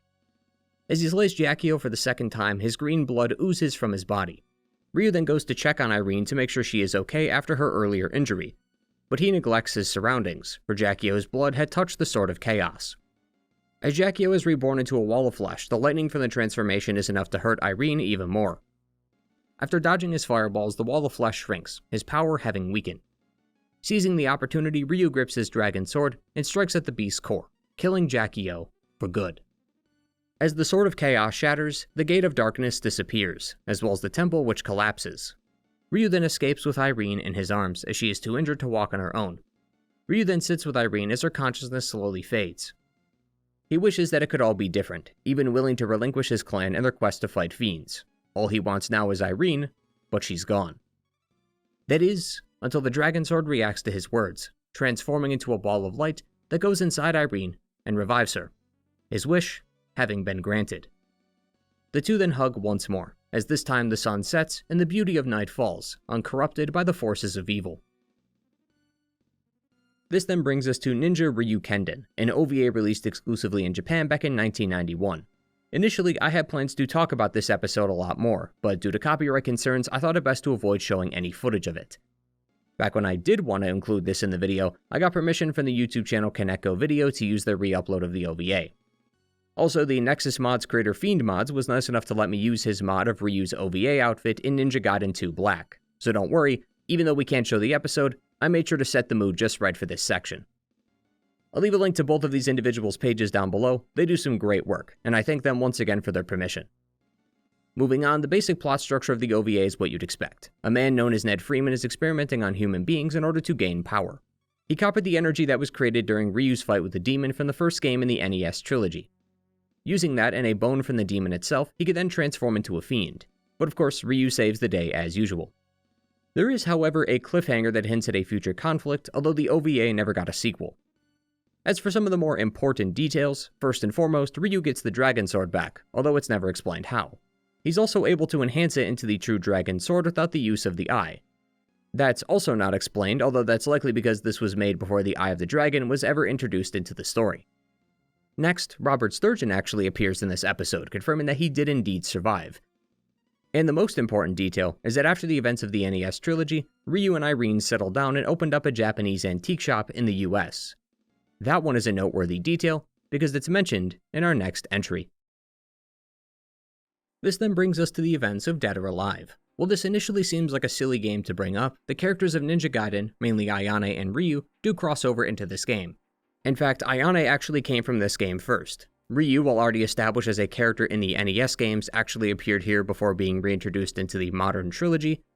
Ryu's nickname as the Super Ninja, heard both in and out of games, such as in promo for the Master Collection and Ninja Gaiden 4, likely stems from Dead or Alive, as the manual for the Sega Dreamcast version of DOA 2 calls him Super Ninja Aloof, 4 years before the modern trilogy. Hayate, who's mentioned in Ninja Gaiden 3, is a main character in Dead or Alive. The mysterious Kunoichi from the second game is also a main character here as well, and while not in the story, she is a playable character in the other modes of Ninja Gaiden 3. And the company behind much of the conflict in Dead or Alive is called Doatek, a company whose name appears in Ninja Gaiden 2. So despite not being Ninja Gaiden, this is important to talk about. Now, Dead or Alive's narrative is rather divorced from Ninja Gaiden, never recounting any of those games' events. Still, we do know where this takes place within the broader timeline, as according to Dead or Alive 1's manual, Ryu Hayabusa is already dead, while Ryu is still running his antique shop, which was established in the OVA. And while we are on the topic, while we will be talking about Dead or Alive in an in-depth fashion, I want to keep it more Ninja Gaiden focused. Characters like Brad Wong, Tina, Bass, and many others, while relevant to Dead or Alive, don't matter much in a Ninja Gaiden context. So I don't want to waste time talking about them, as this is still a Ninja Gaiden video. Maybe in the future, if a Dead or Alive 7 comes out, I'll recap this again with much more depth and focus on them. But for now, we'll be focusing on the main story and any characters involved in it, with a bias towards the Ninja Gaiden cast. I should also say that like with Ninja Gaiden, Dead or Alive has some complications with its ports. Dead or Alive 1 through 4 sort of has a story mode, but it wasn't until Dead or Alive Dimensions came along that an actual established narrative would emerge. So like before, we'll be using Dimensions as a base, and then discussing the original games if we need to. Dead or Alive first begins by giving us an answer as to who that mysterious Kunoichi was from Ninja Gaiden 2. Her name is Kasumi, the stepsister of Ayane. Both grew up under the Mugen Tenshin ninja clan, and the two sisters would often play together, especially near the waterfall, as they would compete to see who would be able to catch more fish. But despite their sisterhood, their lives couldn't be more different. Shinden is the leader of the clan and Kasumi's father. Because of her lineage, she was treated with respect. Ayane, on the other hand, was looked down upon because of her cursed birth. The sisters share the same mother, Ayame, but Ayane's father was Raido, who was Shinden's brother. Ayane was born because Raido had sexually assaulted Ayame. This was the origin of her cursed birth, and why she is looked down upon by the rest of the clan. Kasumi in her later years would then train with her older brother Hayate, while Ayane was inducted into the secret sect of the clan, the Hajin Mon, serving under its master Genra, who became a bit of a father figure for her. As she grew older, she would learn the nature of her birth and her mother and continued to hold that resentment for Raido for the rest of her life. One day when she was a teenager, news came in that Raido was nearby, so Hayate and Ayane set out to defeat him, but they were the ones who would lose the battle. Raido has the unique ability to copy any move the moment he sees it, so he was able to use Torn Sky Blast, a Mugen Tenshin specialty, against Hayate, which severely injured him. While in a coma, Kasumi would tend to his wounds, but she felt the need to do something. So she grabbed her gear and searched for Raido to avenge her brother Hayate. Running away from the village is sacrilege, punished only by death, so Ayane was sent to deal with her. Despite them being sisters, her past trauma, her neglect at the hands of the clan, and her unwavering dedication to the sect that took her in prevents her from letting Kasumi go. So that brings us to the present, where Kasumi is stopped by her sister as she tries to escape. As the two are about to wrap up their fight, characters Christy and Bayman escort her out of the village via chopper, leaving Ayane behind. The two then take Kasumi to a large cruise ship called Freedom Survivor. It's here where a famous fighting tournament called Dead or Alive is being held, and it's said that Raido will be in attendance. While you may assume both Christy and Bayman are here for the same tournament, they're actually here for a totally different reason. Once they arrive, Mr. Fame Douglas, owner of the ship and head of the tournament, comes by to announce that the tournament shall commence very soon. He is also the CEO of a company called Doatech. Standing next to him is Raido, proving that he is indeed here and ready to compete in the tournament. While he continues his speech, we see Kasumi amongst the crowd who spots Ayane. She's here to kill Kasumi and Raido so that she can avenge Hayate, the same reason Kasumi is here. It then pans over to Bayman, who we learn is actually here to kill Fame Douglas, but he is stopped when Raido spots him. Ayane then chases Raido down but is quickly defeated by him once again. Fame Douglas then stops the fighting, to say that whatever their beef with Raido is, he doesn't really care, but if they want to fight him, they should settle it in the ring, for he is the final combatant in the tournament. Accepting those rules, both Ayane and Kasumi then prepare for the tournament, knowing only one of them can win. It's probably around here where I should also state that for the first 4 Dead or Alive games, each one caps off the story with a boss fight. However, because the original games didn't have a structured narrative like Dimensions does, each ending can actually be achieved by whoever you play as. But just to keep with continuity, we'll be going with whatever Dimensions says happened. Kasumi then fights in the tournament and defeats contestants Li Feng, Tina, Jan Li, and Ayane. She then prepares herself for the final round against Raido. After a flurry of blows, Raido lay defeated, having now finally completed her quest for revenge.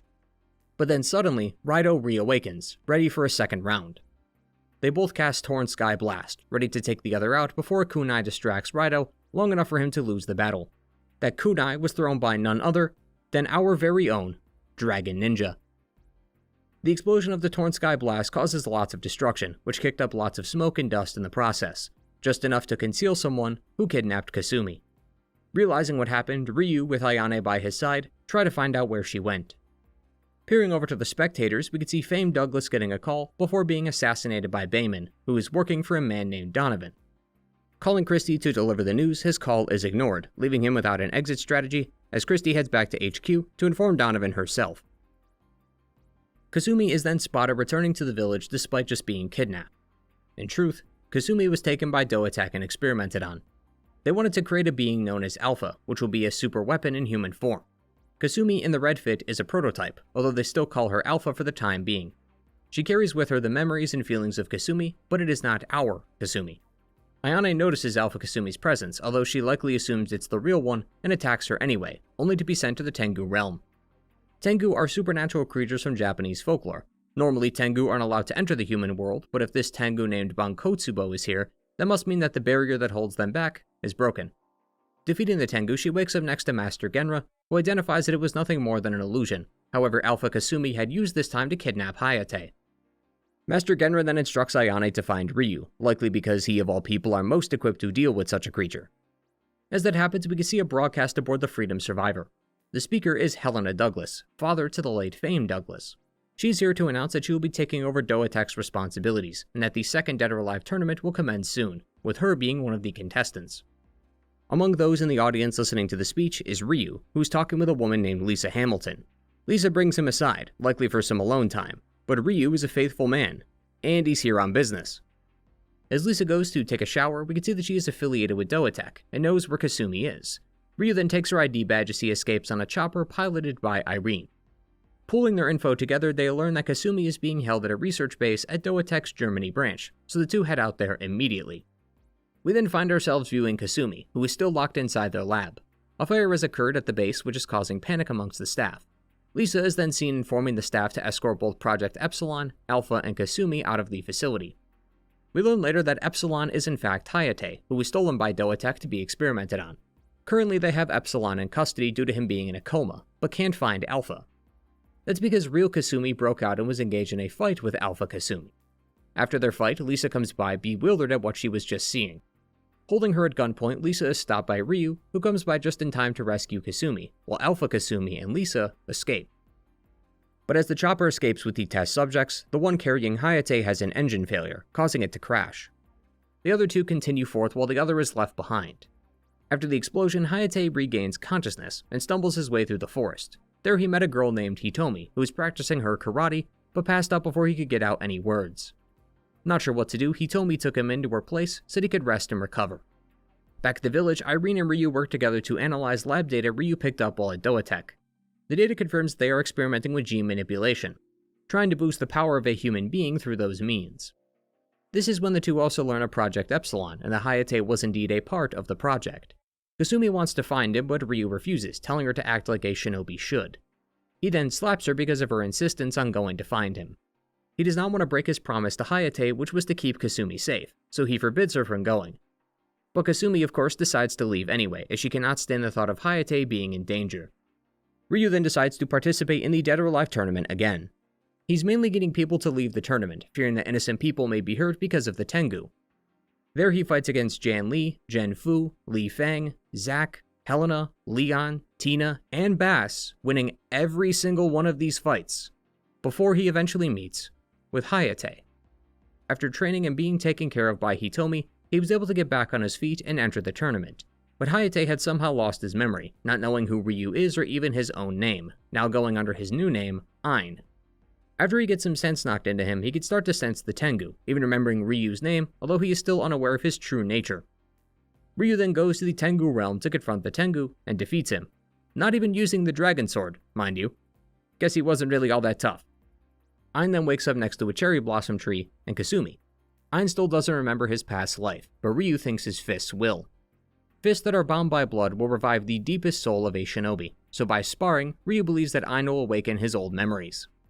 Turns out, he was right. After his fight with Kasumi, Ein is now Hayate again, and remembers everything that happened to him. With the Mugen Tenshi ninja back at full strength, the duo sense something in the Tengu realm and go to investigate. There they find Master Genra, who admits to summoning the Tengu. See, while the tournament was happening, Helena had went to check out a research facility under Doatech. Lisa informs her, however, that none of this is her business and pulls a gun on her. She reluctantly complies and goes back to her room. Watching this from the cameras is Donovan, Alpha Kasumi, and Christy. Helena is starting to question things. Christy believes that they should have killed Helena too when they had the chance, but Donovan couldn't afford that with how much heat they were under from the last assassination. They were also worried about Hayate and feared what would happen if he rejoined his clan. So they sent in Project Omega, who was Genra, another one of their test subjects, so that they could draw out both Hayate and Kasumi and recapture them. Back to the present, Genra disappears, having only been summoned to make his presence known, so that the ninja would be drawn out of hiding in an attempt to chase after him. He is then replaced with Ayane, who was corrupted from her first encounter earlier in this chapter, and Alpha Kasumi, making it a tag match. But the boys are the ones who were ultimately crowned the victor of this brawl in the end. Ryu believes this has some connection to Doatech. Irene explains that Doatech was a chemistry conglomerate and weapons manufacturer for the military, as well as the chief sponsor for the tournament. Through Irene's investigation, she learned that Doatech's military branch took over the company. This is the branch led by Donovan, and is often called a anti-Douglas faction. They are using the company's connections and resources to create a bioweapon, which is Project Alpha. With this in mind, the team now has their next target in mind, but during the conversation, Ayane is seen waking up from her possession, while Kasumi has once again disappeared. So now the third Dead or Alive tournament would be started by Donovan, hoping to use it as an excuse to draw Kasumi and Hayate, while also keeping Helena in line. She was captured by Donovan at the end of the second game, and was told that if she won the tournament, she would learn the truth, but Helena wants nothing to do with Donovan. Hayate and Ayane then visit Master Shinden and request permission to hunt down Genra. But as he is the oldest son of the clan and in good health, it is his duty to run the Mugen Tenshin as leader, so Ayane will go in his stead. Believing that Kasumi left to join forces with Genra, Hayate slaps her for this insane accusation. Running away, she secludes herself in the mountains. as she now feels hurt that even Hayate hates her. Ready to take her own life, her mother comes by to assure her that this isn't the case. Hayate cares a lot about his sisters and would never hate them no matter what, which gives her some brief comfort. Ryu and Hayate then start conversing about Genra. Ryu seems to believe that Shinden was right, as Hayate can never defeat Genra at his level anyway. Hoping to prove him wrong, he fights Ryu only to realize he had been fighting a copy the whole time. But Ryu reassures him that when the third tournament comes, he will fight him for real. We then see a girl named Kokoro walking across the bridge before finding Kasumi passed out on the side of the road. Hiding from her ninja past, likely so Doatek can't find her, she passed herself off as a high school girl. But she seems to be sick and with a fever, likely because she hasn't had a chance to rest since going into hiding. But it wasn't long until Ayane had found her, but she fled while Ayane was busy fighting Kokoro. Hayate and Ayane then argue over who should kill Genra. Neither's argument seems to convince the other, so they fight to decide the winner. Despite Hayate winning though, they decide that they will both take down Genra together. Fighting through the tournament, Hayate cleans his way through the cast. It's then onto a fight between him and Ryu as they both cast Torrent Sky Blast. Ayane steps in front of it though, which makes the beams go into the nearby architecture. That's because during the fight, Irene was taken by Christie. But then on top of this, Genra also appears to interrupt the match. So Hayate and Ayane will face Genra while Ryu chases after Irene. Ryu, being a literal dragon ninja, obviously has no issues defeating Christie. Ayane and Hayate are then taken through a portal to fight Genra. While in the original Dead or Alive 3, it would be Ayane who faces Genra here, in Dimensions, Hayate and Ayane do it together. Wounded, Genra powers up ready to fight a second time, but is stabbed by Ryu, who holds him in place long enough for them to cast a joint ninpo attack that sends Genra into the lava. Ayane then pays respects to the man who raised her. His armor is burned, and his weapon now wielded by Ayane. During the tournament, Helena had also used this time to look into Doatek more and figure out what they were up to. Worried for her safety, she would hire Bayman as her bodyguard should anything happen. Hearing that Helena had overstepped, Christie was sent to take her out. There she revealed that she was nothing more than an assassin, but Bayman was there to apprehend her before Helena was killed. Alpha Kasumi was then directed to take her down, but Helena had stopped her too. As time went on, it was only certain that a fourth tournament would start, but some hiccups occurred along the way. Zack, a prominent member of the tournament, decided to gamble his winnings he earned from the previous tournament. Lady Luck must have been on his side, as he acquired practically generational wealth from his earnings. Using this money, he funded the construction of a resort on a small island in the middle of nowhere. He then invited all the women from the previous tournament to join him under the guise that it was the location for the fourth tournament. But as they all arrived ready to fight, they realized they had all been duped and that Zack had lied. Not wanting to look a gift horse in the mouth though, they decided that this would be the perfect time to relax, starting the events of the Dead or Alive Extreme series. Now, much to all your disappointment, we will not be talking about the Extreme games in this video, due to their lack of importance in the context of Ninja Gaiden. Anything related to the women is threadbare even on its own. Ayane follows Kasumi here to the island, still thinking of her as a traitor to the clan. Kasumi was duped by Zack the first time, but was played again in the sequel because she thought Hayate was on the tropical island. That's about it. These games are usually placed after every Dead or Alive game, Extreme 1 after DO3, Extreme 2 after 4, and so on. Each game is less focused on plot, I guess depending on your definition of plot, and more focused on gameplay, as you'd expect. You pick a girl to play as, and then for 2 weeks the girls will play games, interact, and relax with each other. The character relationships do at least carry over from the main series. Ayane and Christie are quite hard to play as since they aren't exactly liked by many of the cast. As you'd expect though, Ryu makes no appearance in these games. Zack is the only male character on the island, although only because he gives you a gift each night. He gave me a revolver the day after I lost thousands at his casino. Not exactly sure what he's trying to say here. In all seriousness, there isn't much to talk about with these games. If it were a Dead or Alive video, then sure, but for today, we'll move on, but I did want to at least acknowledge that they exist. Eventually, word of the fourth tournament would get around. Doatek would also start making their final move.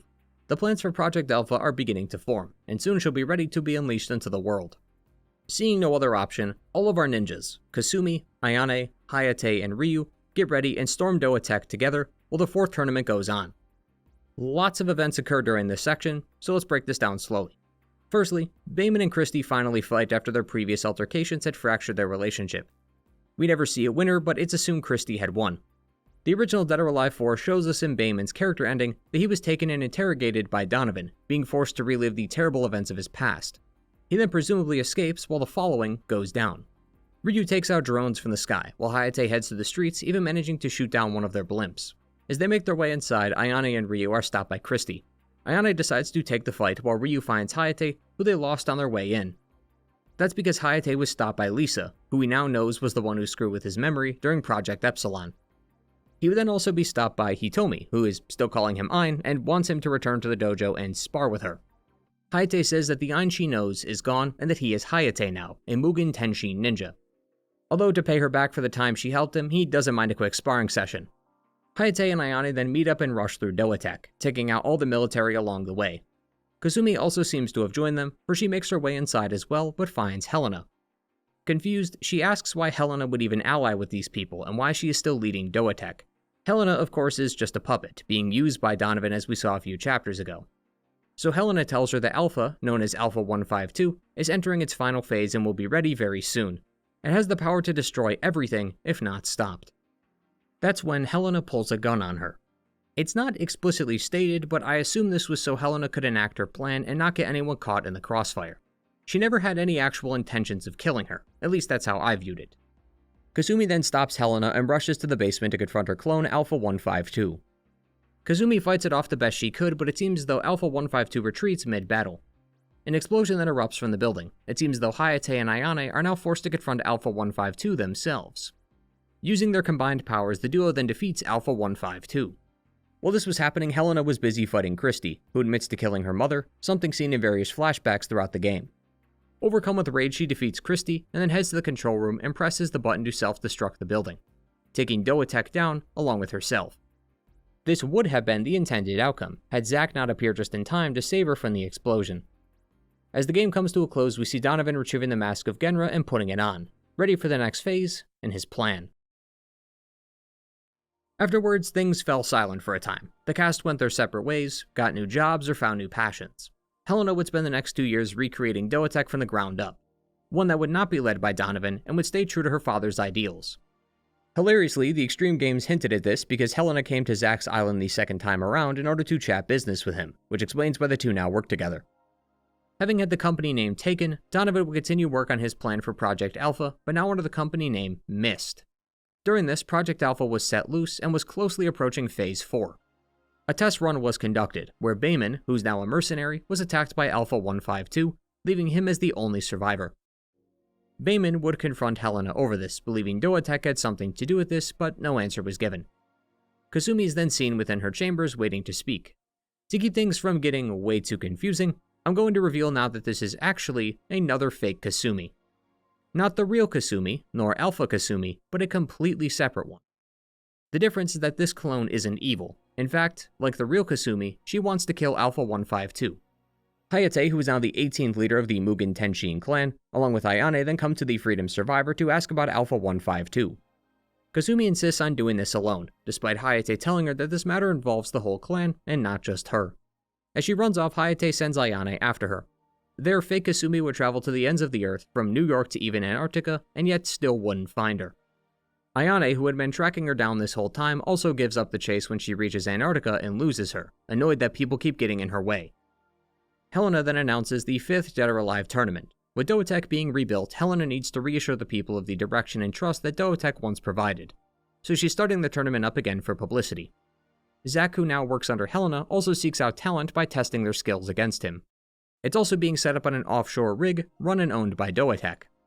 Many of the contestants from the previous tournaments, as well as some new ones, enter, making for yet another lively tournament. Unfortunately, we won't be talking about it, as our ninjas have more important things to deal with and opt to not join the tournament this time. Sometime after the tournament, we could see Hayate sparring with Ryu. Ryu calls him a failure. He claims to be the leader of the Mugen Tenshin clan, but can't even stop a traitor, aka Kasumi. The point is that Ryu is trying to teach him to control his emotions, as Hayate becomes angry at the comment, which causes him to lose focus, and ultimately lose their fight. Donovan can then be seen conversing with Christy, pleased with the results of their test, ready to take Alpha to Phase 4, which would be the mass production of these Kasumi clones, so that Donovan can have an army at his disposal.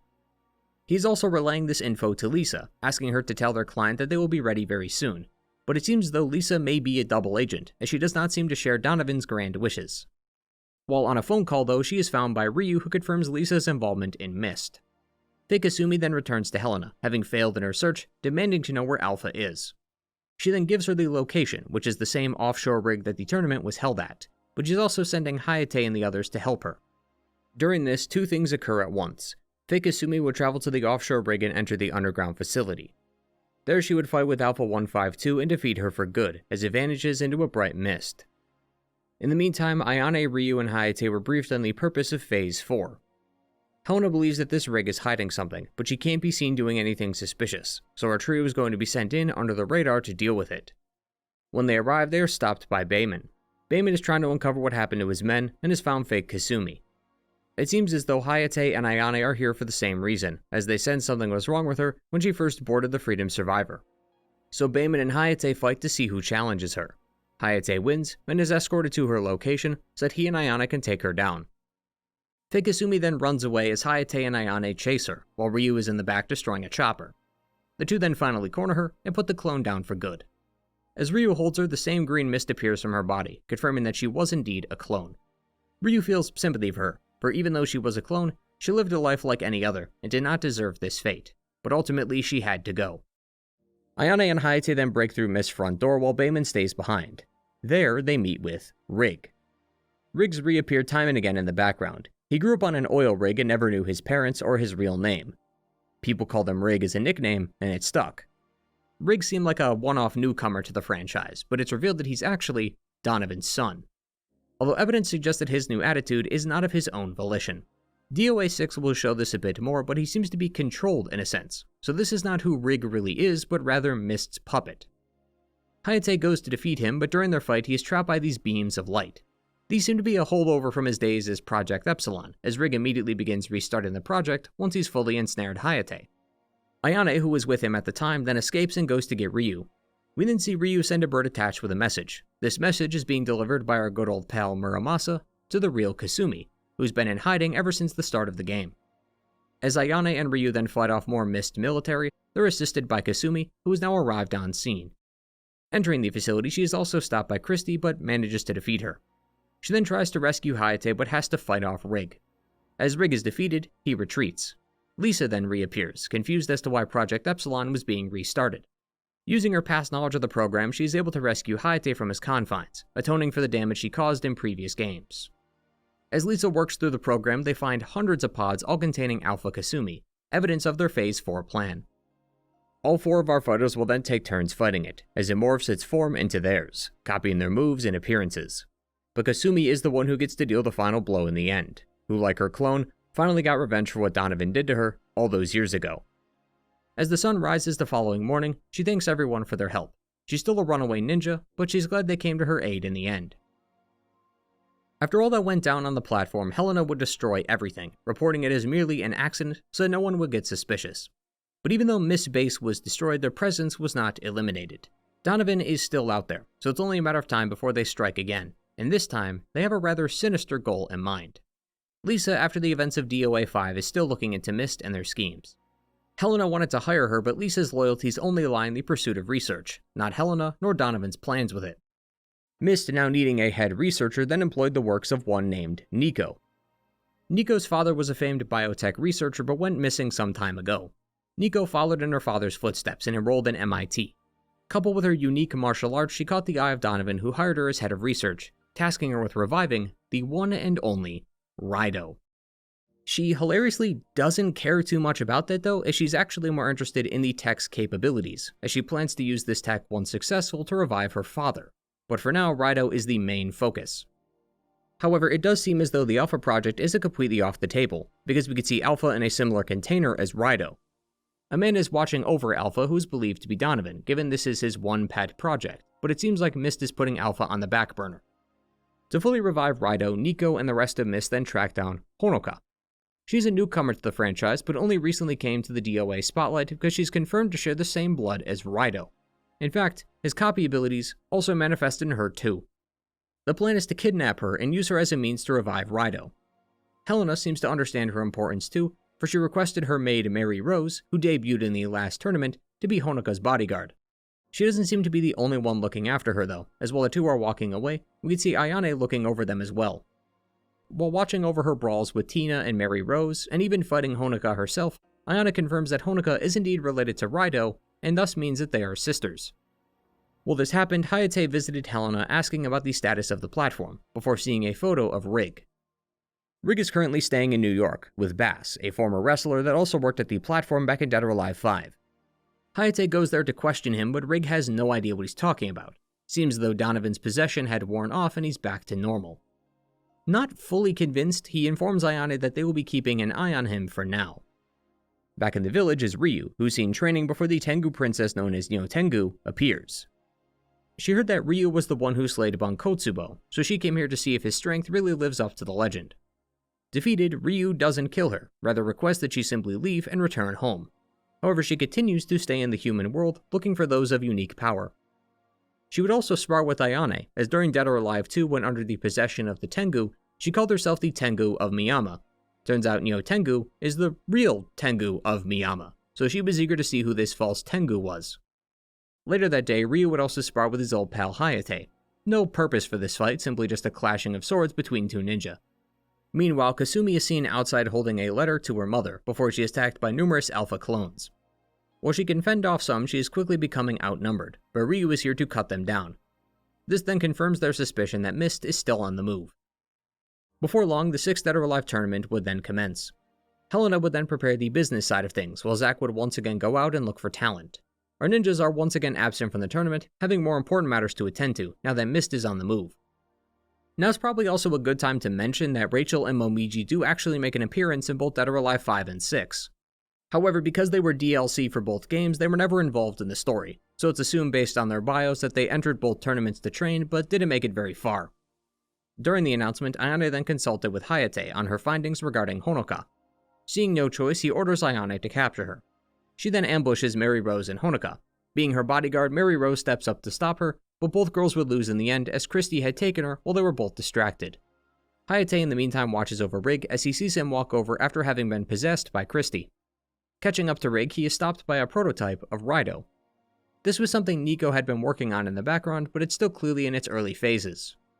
Although the fact that it can replicate Raido this easily already certainly worries the mind as to what its true potential is.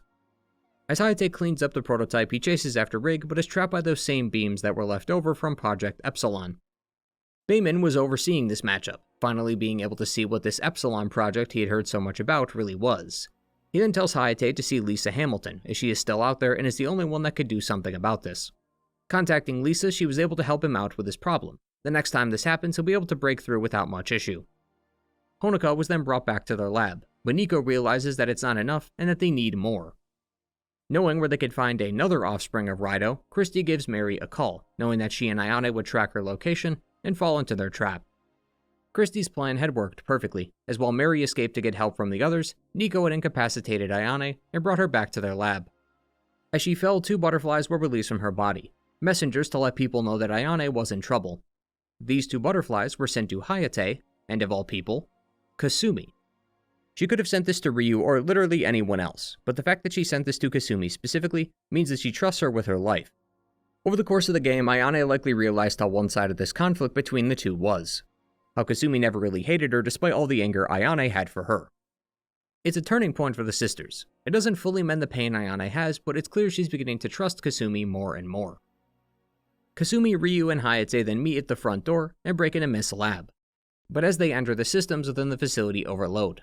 Raido has finally returned and has broken containment. After succeeding in reviving Raido, Nico works to revive her father. She attempts to discard both girls as they've served their purpose, but both Kasumi and Hayate rescue them. Leaving Honoka with Mary Rose and Bayman, the others then chase Raido to their village. You could choose any of these 3, but the game defaults to Hayate.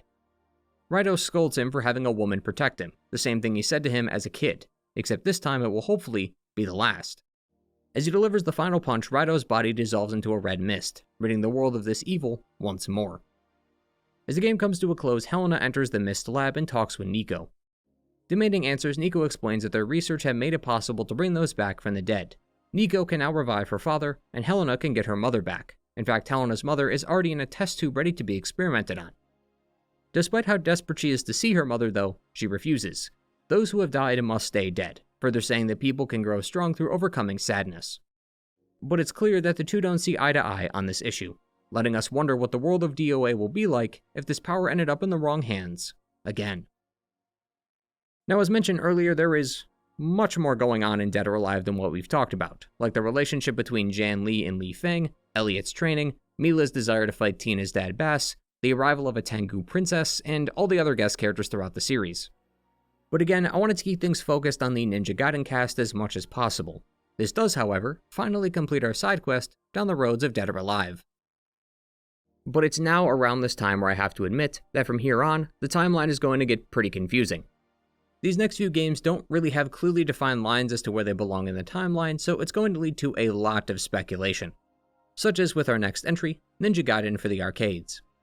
The only info online of this game's story comes from a Famitsu article back in 1989.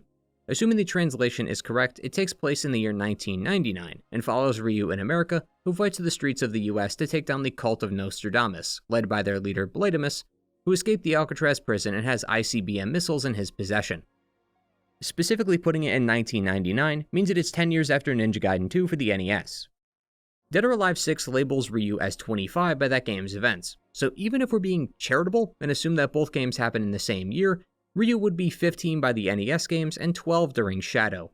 And forgive me for thinking that's not possible. As such, I thought it best to include it as a part of the story, but its 1999 setting certainly makes it hard to place in this timeline. Regardless, the story is incredibly simple. In fact, I've just explained the entire premise.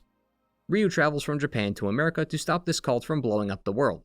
From here, Ryu has to battle through 6 different levels, from the streets of New York City to Las Vegas, all filled with various thugs involved in the cult, before coming to the main boss himself.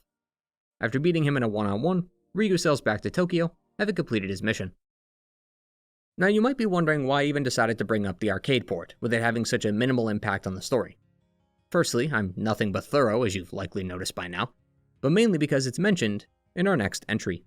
In Yaiba Ninja Gaiden Z, we can read a character file on Ryu Hayabusa, which discusses many of the events we've talked about today, including the cult of Nostradamus, confirming that it did indeed happen and that Yaiba Z happens after it. Yaiba Z begins with a new protagonist, Yaiba Kamikaze. He's from the Kamikaze clan, or he was. Yaiba has a pretty bad temper, and one day his sister was making fun of him for his performance anxiety when attempting to perform Ninpo. So, in retaliation, he killed her with his sword. Realizing what he had done, he rushed her to his father and asked for help. His father said that there was nothing that could be done, as this was the ninja way. Yaiba pleaded with them, saying that the elders could heal her, but running from death as a ninja is a disgrace, even though the healing magic would save her life. Not caring, he raced to where they housed the village's sacred scrolls, and returned only to find his sister's head cut off, to prevent her from being dishonored by Yaiba. As payment, he killed the village's elders and his father, then revived them so they could feel dishonored, and then left the village. Later, Ryu would catch wind of this Yaiba Kamikaze, for his blade, known as the Tempest Blade, was actually an ancient relic, and Ryu and the clan have always been trying to keep these evil weapons safe. Yaiba, wanting to add a 16th ninja to his kill count, is eager to take down the Dragon Ninja. But it's Ryu. He's not gonna lose. So during the battle, he strikes a fatal blow which breaks his sword and cuts him in half. Over the course of 2 weeks, Yaiba would then be taken to a facility and experimented on. His body would be patched up and his arm replaced with a mechanical one. He was then under the command of one Miss Monday and Alarico Del Gonzo. He wakes up in a transport vehicle but quickly destroys that and finds himself in the middle of a war. The Russian military had turned its guns on its own people because a zombie outbreak had occurred within the country and they're trying to quell the infection. Yaiba then fights with the zombie horde and makes his way to Del Gonzo and Monday. Yaiba introduces himself by telling them off, before being told that he has a power core installed in his chest and that Del Gonzo can easily remove it if he acts out of line. He tries to cut him down for saying such a thing, but he's only here via hologram. Del Gonzo had brought him back from the dead because they share a simple goal. Del Gonzo wants Ryu Hayabusa dead. Thankfully, he found the one ninja that hates him just as much. Notes in-game give us a good idea as to what Yaiba thinks of him. He writes fanfic playing the role of Ryu, where Ryu has to be babied by a Momiji, saying that he wants Momiji to change him and that he needs to cut the crust of his sandwiches. He even writes one from Momiji's perspective, where she dreams about leaving Ryu for Yaiba, and how the girl should have some alone time with Yaiba because he's so much better than Ryu. He is easily Ryu's #1 hater. So that's Yaiba's main objective, track down and kill Ryu Hayabusa. To start, Forge Industries, the company run by Del Gonzo that they're all employed under, has a listening station. The team there should be able to gather info on Ryu's location, so Yaiba is to go there and establish contact and see what they know. As he arrives, he finds that all the men were cut down, likely by Ryu. The sewers down here then lead to a research lab that was experimenting with something called Compound 72. Compound 72 dates back to the olden days of World War II. A scientist by the name of Alexev had found this cave where Compound 72 was being produced. It was initially used as a way to cure frostbite during the cold winters, but Alexev had found it to be much more than that. He'd found a way to not just kill the bacteria, but to alter its phenotype and structure. It could work with the human body, not destroy it. He had done tests on captured German soldiers under the guise that it would create bioweapons. During testing, their leader at the time, Joseph Stalin, had died, and he had worried that his replacement would discover the truth of his research and shut it down. He claimed that he only needed a few generations of mutations more to get the perfect bacteria, but he knew that he would be dead by the time that happened.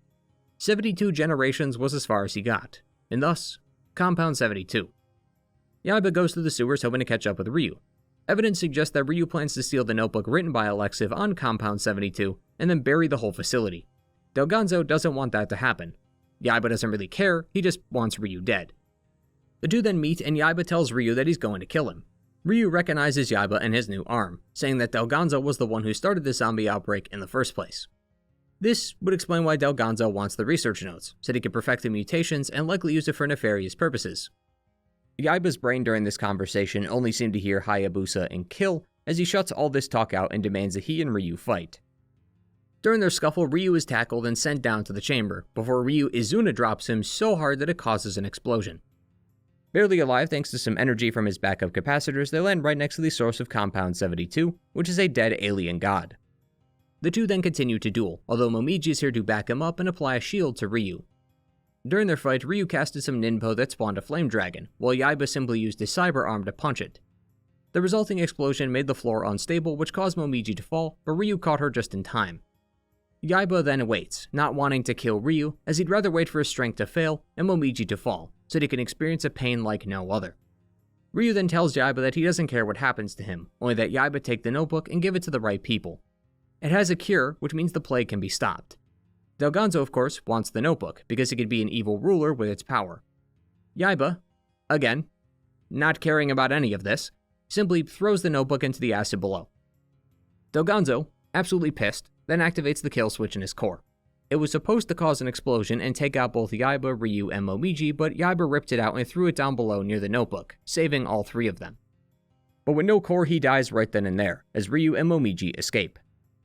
But Forge Industries was not done with him yet. Miss Monday reactivated his body, which was now in the garbage of a large excavator in Antarctica. He had been passed out for the past 3 weeks. In that time, Delganzo's been killing lots of his staff and has betrayed Miss Monday. Yaiba, again, frankly doesn't care, although he is convinced to care once Miss Monday tells him that if they work together, they can kill Delganzo. He then destroys the engines and stops the excavator from moving, foiling Delganzo's plans again. He then makes his way inside a temple on the excavator to find Delganzo, who is fully mutated from the repeated exposure to Compound 72. Through this, he was able to turn himself into the Aztec god of the underworld, and warped both him and Yaiba into that god's alternate dimension. Yaiba then fights Delganzo as he repeatedly tries new attacks to try and prevent him from ruining his plans. After enough damage to Delganzo, his god body is destroyed, and the real Delganzo crawls out of the god's skull before being killed by Yaiba. He then travels out of the pocket dimension with Miss Monday using one of Delganzo's pterodactyls. While the two ride the ancient dinosaur, Monday mentions that despite the notebook being gone, Yaiba's mechanical brain recorded the cure. They plan to manufacture a cure, but only after selling it to the highest bidder, leaving us to wonder if they really will make a cure, and if Yaiba will ever go after Ryu again. This then technically brings us to our final entry in the series, the newly released Ninja Gaiden 4. Like the previous games, its spot in the timeline is odd and not fully clear, but we do have some details to work with. Firstly, this definitely happens after Dragon Sword, since this game's plot is built around Ryu's defeat of the Dark Dragon. But I believe it to be the newest game in the franchise so far. Under the Archives tab, specifically the section on the Hayabusa clan, it says, quote, "The clan is currently led by a ninja named Ryu Hayabusa. During the reign of his father, Joe Hayabusa, the village suffered a devastating attack from the hated Black Spider clan, but now, several decades later, it is thriving again and training a new generation of ninjas." Going off of this, it's fair to assume Joe is dead, as he was clan leader until his death. The NES games never clarified if Ryu took over, but it seems like he did. The last few sentences are particularly interesting though. The text seems to imply that they suffered a major blow from the Black Spiders, but after a few decades they've begun to prosper, meaning this is decades after that attack. Unless there is an attack in the timeline we aren't aware of, the earliest one we can point to is Dragon Sword or possibly Ninja Gaiden 2. This being that long after either of those games means that Ryu is incredibly old by this point. This is, unfortunately, the only thing we have to go off of. There is a DLC set to release early next year, which is supposed to be set after Ninja Gaiden 4, so hopefully that offers more direct clarification. But for now, I felt that Ninja Gaiden 4 belonged here at the very end of the timeline until we learn more information. Regardless, sometime in the future, Ryu would be called to action once more. Prior to the events of Ninja Gaiden 4, the greater fiend Achilles would summon the Dark Dragon again. See, there are certain priestesses who are considered protectors of the Dark Dragon. When the Dark Dragon was defeated and sealed away, the priestesses came to serve as vessels to house its soul. This gave the priestesses the power to seal the Dark Dragon again, should he be set free. The burden of carrying the soul has been passed down through the generations. Well, when Achilles planned to make his move, he first started out as a ruler of an unknown nation, using this as a way to spread the influence of the Dark Dragon through worship. He would then travel to the Dark Dragon village where all the priestesses reside and kill everyone save for one priestess named Sayori. He would then, atop a skyscraper, attempt to resurrect the Dark Dragon. He opened the portal of the underworld and used those sacrifices to power the ritual.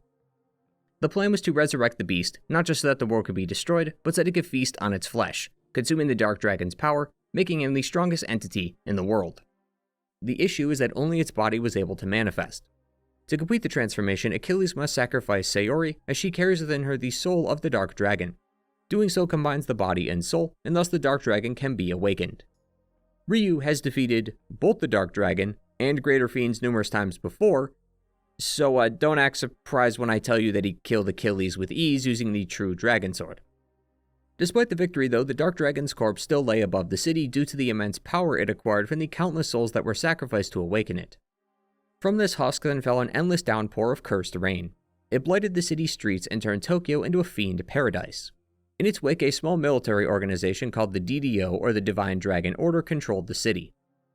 They were a group of volunteers who rule over Tokyo so as to keep the peace in the wake of this tragedy. The group is split into two factions, the political side led by a woman named Uga, and the military side led by a man named Kagachi. By using their connections and pooling their resources, they were able to establish themselves with a degree of military and economic influence. According to reports, they also analyzed data from a certain ninja. They go unnamed, but it's fair to assume it's Ryu. They used his combat data to develop armored suits, allowing even those with little to no combat skill to still pose a threat. However, their influence over Tokyo has been seen as rather controversial. They are totalitarian in their policies. Because of the dire state of the city, they are quick to dole out harsh punishments on those who disrupt their order, leading to a lack of trust throughout the citizens. But Ryu now faces a dilemma. He's killed the Dark Dragon before, and would very likely kill it again if it survived, but he'd prefer to nip this in the bud now and just stop it from reviving altogether. To do this, he works with Sayori to create shrines. 4 shrines are placed throughout the lands of Tokyo, all under the reign of the Dark Dragon. These would then act as locks, so to speak, as within these shrines are weapons which are tied to the Dark Dragon's essence. Unlocking these weapons releases the essence and returns it to the Dark Dragon. To protect these shrines, Ryu defeated various demons and uses Sayori's magic to essentially force them to serve as guardians, being dedicated to protecting that shrine at all costs. Now, I should clarify that demon and fiend are two different things. I know we've been using terms like demon, such as in Ragebound in the NES titles, but I believe they're supposed to be fiends. This game makes a purposeful distinction between the two names.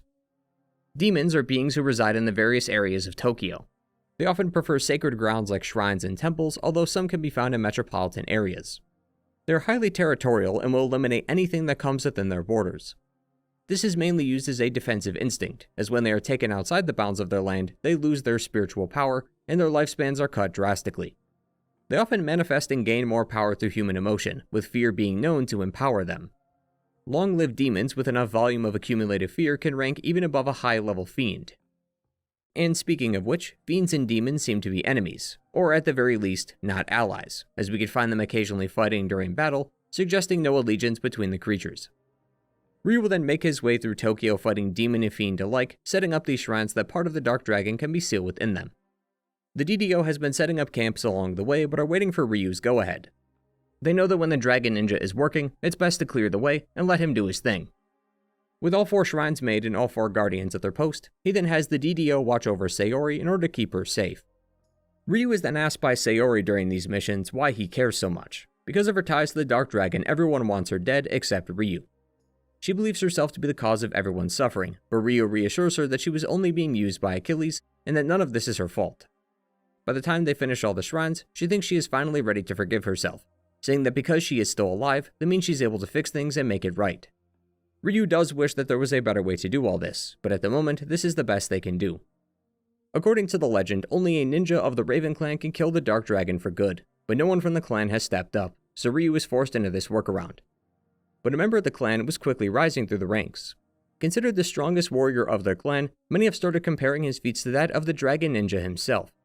He would then take on the clan's most important mission, complete the clan prophecy, and slay the Dark Dragon. But to do that, we'll be going against the Dragon Ninja, and his name is Yakumo. Yakumo is a member of the Raven clan. According to the text, they are a branch of the Hayabusa clan and direct descendants of the Dark Dragon. It said that during ancient times, the Dark Dragon had turned itself into a human only once in order to father a child. Through the generations, that family tree would grow, and is why the Raven clan is connected to the Dark Dragon. They are, however, a rather secretive clan, only known by the Hayabusas and Mirai. They usually act behind the scenes, packing out the trash as they say. While the Hayabusas get the glory, the Raven clan does the dirty work. It's very likely then that the Raven clan has existed and has been making moves during the events of the previous games, but due to their secrecy, we never saw evidence of their acts. The clan often embraces new thinking, such as using technology over traditional magics, and are equipped with high advanced tech. The clan, however, has been known to have mastered the art of bloodbind ninjutsu. The way it works is that they use magic manipulated by blood. They use this blood, whether their own or someone else's, to transform their weaponry.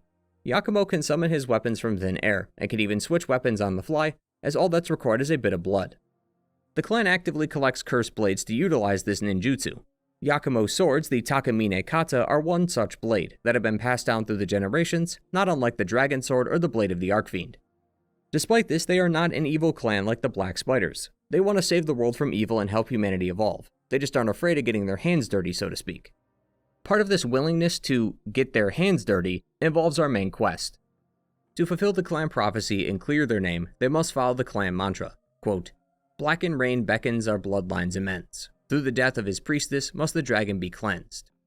AKA, kill the priestess and restore peace to the world. That kind of seems to run counter to what Ryu said earlier, and you would be correct, for the Raven clan isn't fully aware of the intricacies of the prophecy. As Yakumo made his way through a DDO camp that houses Sayori, he meets with her and she tells him the truth. Killing her means that no one would be around to unseal the shrines, and thus the Dark Dragon will continue to remain a husk over Tokyo forever. As such, it's not just as simple as killing the priestess, it is a delicate process. To officially kill the Dark Dragon, Yakumo will have to take Sayori and unseal those shrines, resurrect the Dark Dragon, and then kill it. Only issue is that he has to resurrect the Dark Dragon to kill it. Not only is Yakumo likely very unequipped for such a task, there is no way in hell Ryu or the DDO are going to take that risk. Yakumo is also reluctant to trust her, still believing that she is evil as she does harbor the soul of the Dark Dragon, but is willing to go ahead with her idea, knowing that after a simple misstep, he could just end her life and complete his task. As he releases her from her binds, she gives him a good luck charm of sorts, a token of their new friendship. As the two escape, they run into Kagachi. Even with one arm, that man is not called the Divine General for no reason. Yakumo is seriously out of his depth, and Sayori knows this, so using a flashbang she hid in her dress, she blinds him, using that brief window to escape. Having realized that Sayori was escaping and not being abducted, he calls Ryu to inform him of the details. Seems like the Dragon Ninja will be on Yakumo's tail soon enough. As he catches a train, he arrives in the heart of Tokyo, letting him see up close what Tokyo really looks like now. This mission is going to be quite the undertaking, so Yakumo won't be going in alone. Along with him are his friends Tyron, Misaki, and Umi. Tyron is an incredibly skilled member of the Raven clan. Trained in all forms of martial arts, he's assigned to missions too dangerous for others to go on. He also bears the responsibility of killing anyone who breaks the strict code of the Raven clan. Although overbearing and blunt, he takes great pride in training the younger generation. However, his lessons are rarely free, giving him a bit of a greedy reputation. He is most interested, though, in the growth of Yakumo, as he knows that with enough training, he could be one of the strongest ninjas in the world. So he'll keep watch over him during his journey, and will offer to teach him new moves and spar for a price. Umi is a communication specialist. She's been close friends with Yakumo ever since childhood, so the two have been paired up on missions quite frequently. Because of the Raven Clan's embracement of technology, she's become incredibly skilled at hacking and providing supplies through her Darknest terminals. Computers set up by the Raven Clan across the world so they can communicate and retrieve contracts. She tragically lost a member of her old unit when on a mission, and this made Umi bury herself in her work to make sure no one dies on their mission. She'll be providing support from outside the mission area, giving Yakumo contracts, supplies, and updates when the need arises. Misaki is a trusted advisor of the Raven Clan. Attacked during the resurrection of the Dark Dragon, he was saved from being a sacrifice by the Raven Clan. In gratitude, he joined the clan as an intelligence officer and advisor, using his vast knowledge to formulate clan operations. Despite the attack giving him a permanent limp, he still insists on being in the field for any missions he's on. He'll be guiding Sayori throughout Tokyo, making sure to stay out of Yakumo's way so she can reach the shrine safely and undo the seal. Together, these 5 form our main cast, as they attempt to seek out the shrine and revive the Dark Dragon. The first shrine is guarded by some pylons. Destroying these should remove the barrier over the shrine. The pylons are protected by the DDO commander and the Proto-Goliath. The commanders are the aces up the DDO's sleeve, scouted by Kagachi himself, and are only used in dire situations. While the Goliath seems to be the result of an experiment, as the being lacks intelligence and rarely comprehends orders, so they keep it restrained until it needs to be used. To compensate, they've also attached a helmet atop its head, which provides vocal instructions and shock stimulation to direct it in combat. Once dead, all it requires is a quick slice, and the pylon is down. During the mission though, some of the infrastructure is going haywire. As the hold over the Demon Shrine Guardian weakens, its power continues to grow, causing buildings and structures to bend to its will. This shocks the group, as they didn't expect that a demon would be guarding the shrine. Judging by their reactions, it doesn't seem like they've seen a demon in the wild before. The demon that protects the first shrine is the Kitsune Courtesan. She was born from an amalgamation of the souls of escorts who died in the vicinity, eventually manifesting due to the rain that poured atop the city. The core of her soul is in the umbrella she wields, once the property of a courtesan that met an untimely end. Although it seems to hold the faint memories of her mortal life, the courtesan is incapable of communication, and all she seems to care about is delivering a similarly untimely death to those who enter her cursed domain. With the demon dead, Sayori undoes the seal, giving the essence back to the Dark Dragon, while also giving Yakumo a new weapon. This does seem to perplex some of the crew, as it seems to bind to Yakumo's ninjutsu without much hassle. The weapons, known as the accursed armaments, are weapons that are empowered by the life force of the wielder. That's why they were perfect at trapping the essence of the Dark Dragon, as they used its remains to transform it into sealing energy. However, exposure to the Dark Dragon's essence had malformed the weapons, losing their original forms. As such, they now change shape depending on the wielder, so it's no wonder that when Yakumo shared his blood with the weapons, they became bound to him. The next place they head to then is Fuhaku Sanctum, a collection of shrines dedicated to the god of raging winds. Evidence around the area suggests the DDO was setting up bases here to keep the shrine safe, but it seems like they were overrun by demons. The demon protecting this shrine is Kurobo, that very same god of the raging winds. The steep terrain and strong winds made the land a rather harsh region ever since ancient times. Fear of these winds gradually started to turn into respect, as people started believing that the winds were a deity that presided over the region. With enough spiritual reverence, the wind was able to manifest into a physical form, becoming the god the people prayed to. The Tengu of this region also prayed to this creature too, which is why the god takes the form of either a dog or a bird, as the faiths of the Tengu and human are slightly different. As they leave with the second shrine destroyed, they find themselves caught by their hunter. Hoping to stop Yakumo from unleashing the Dark Dragon, Kagachi fights Misaki and sends him off the ledge. Yakumo is then forced to face the legendary Dragon Ninja in a one-on-one fight. You can actually defeat Ryu here. Sort of. Dying sends you into a cutscene, whereas finishing off his health bar will send you into the same cutscene. Ultimately though, it ends with Yakumo losing, but just as Ryu's about to deliver the killing blow, Sayori steps in front. Hoping to reason with him, Ryu hesitates for a moment, allowing Yakumo to take her and escape. Waking up from the fall, Yakumo goes to see if Sayori is okay, but she is swallowed by the third shrine demon, Cestus. Although it is actually learned that it's not a demon this time, but a fiend. The shark-like fiend has the ability to create gates connecting dimensions and can, on rare occasions, appear in the human world to devour the souls and bodies of the living. The souls of those who have fallen to its sharp teeth envy those of the human world, so they coalesce into the beast and feast on more souls. Making his way through the underbelly of Tokyo, he finds some portals the shark left behind. These take him to the underworld, which not only give Yakumo his first taste of the area, but also his first fight against a fiend. Heading through the various portals, he hops from the human world to the underworld. Eventually, he is stopped by a ninja who's relaxing at the pool, who is revealed to be Ayane. Unfortunately, her bio isn't up to date like with Ryu's, only saying that she is still a Hajimon ninja. But since the Dark Dragon incident here in Tokyo, she's assumed the role of Shadow Mediator, watching over and identifying threats within Tokyo so she could relay that info to Ryu. Ryu called her a few chapters ago, asking for her to watch over Yakumo and investigate his motives. She'll be watching over Yakumo as he traverses through the sewer system chasing down the Cestus, even watching the two battle. As the beast dies, Sayori is the only thing that remains. Carrying her towards the shrine, she eventually regains her strength and can undo the seal. With 3 shrines down, only 1 remains, but the last one is the toughest of all. It's located within the Dragon's Maw, the headquarters of the DDO. Worse, the Shrine Guardian is Kagachi. While attempting to subdue a demon for the shrine, Kagachi lost his arm. He only survived the attack thanks to him using his own body as a vessel to imprison it. Kagachi is now half demon, and uses the power only when absolutely necessary. Getting into the Dragon's Maw is going to be a lot easier said than done though, especially since they decided that a full frontal assault is what's best. This is because it would cover Misaki and Sayori, who would sneak in through the back without being seen on their way to the shrine. Killing all the DDO on his way, he makes it to an elevator which takes him to the top floor, where he meets with Kagachi. He gives him one last chance to leave, before Yakumo refuses. As they battle, Kagachi awakens his demonic arm, but even that is not enough to stop Yakumo. As he approaches the final seal, Misaki and Sayori are already here. She then removes the last seal, but then reveals that there is one last step. Sayori tried to explain this to Yakumo earlier in the level, but there is too much static. As we know, to fully awaken the Dark Dragon, you need the body and the soul to be together, so Sayori must die for the ritual to be complete. As she lay there strung up ready to be sacrificed, she tells Yakumo to kill her. He wasn't aware this was a part of the plan, and it's clear that over the course of the game he's grown to like her more, so he struggles to deliver the killing blow. That is until Misaki does it for him, as he reveals himself to be Achilles.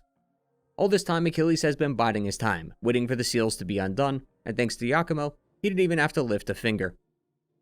Despite being a greater fiend, Yakumo has fought many powerful demons during his journey, so in spite of it all, Achilles lay defeated at the hands of the Raven clan. Before even confirming his death, Yakumo immediately rushes to Sayori. Yakumo has been rather emotionless throughout this game, his bio even directly says so. So it's rather telling that this is the first thing to get a reaction out of him. It's clear that he cared for her that much. But with all the seals broken and the essence released, that means the ritual is complete, meaning the Dark Dragon has once again returned. Ryu arrives just in time to see the awakening.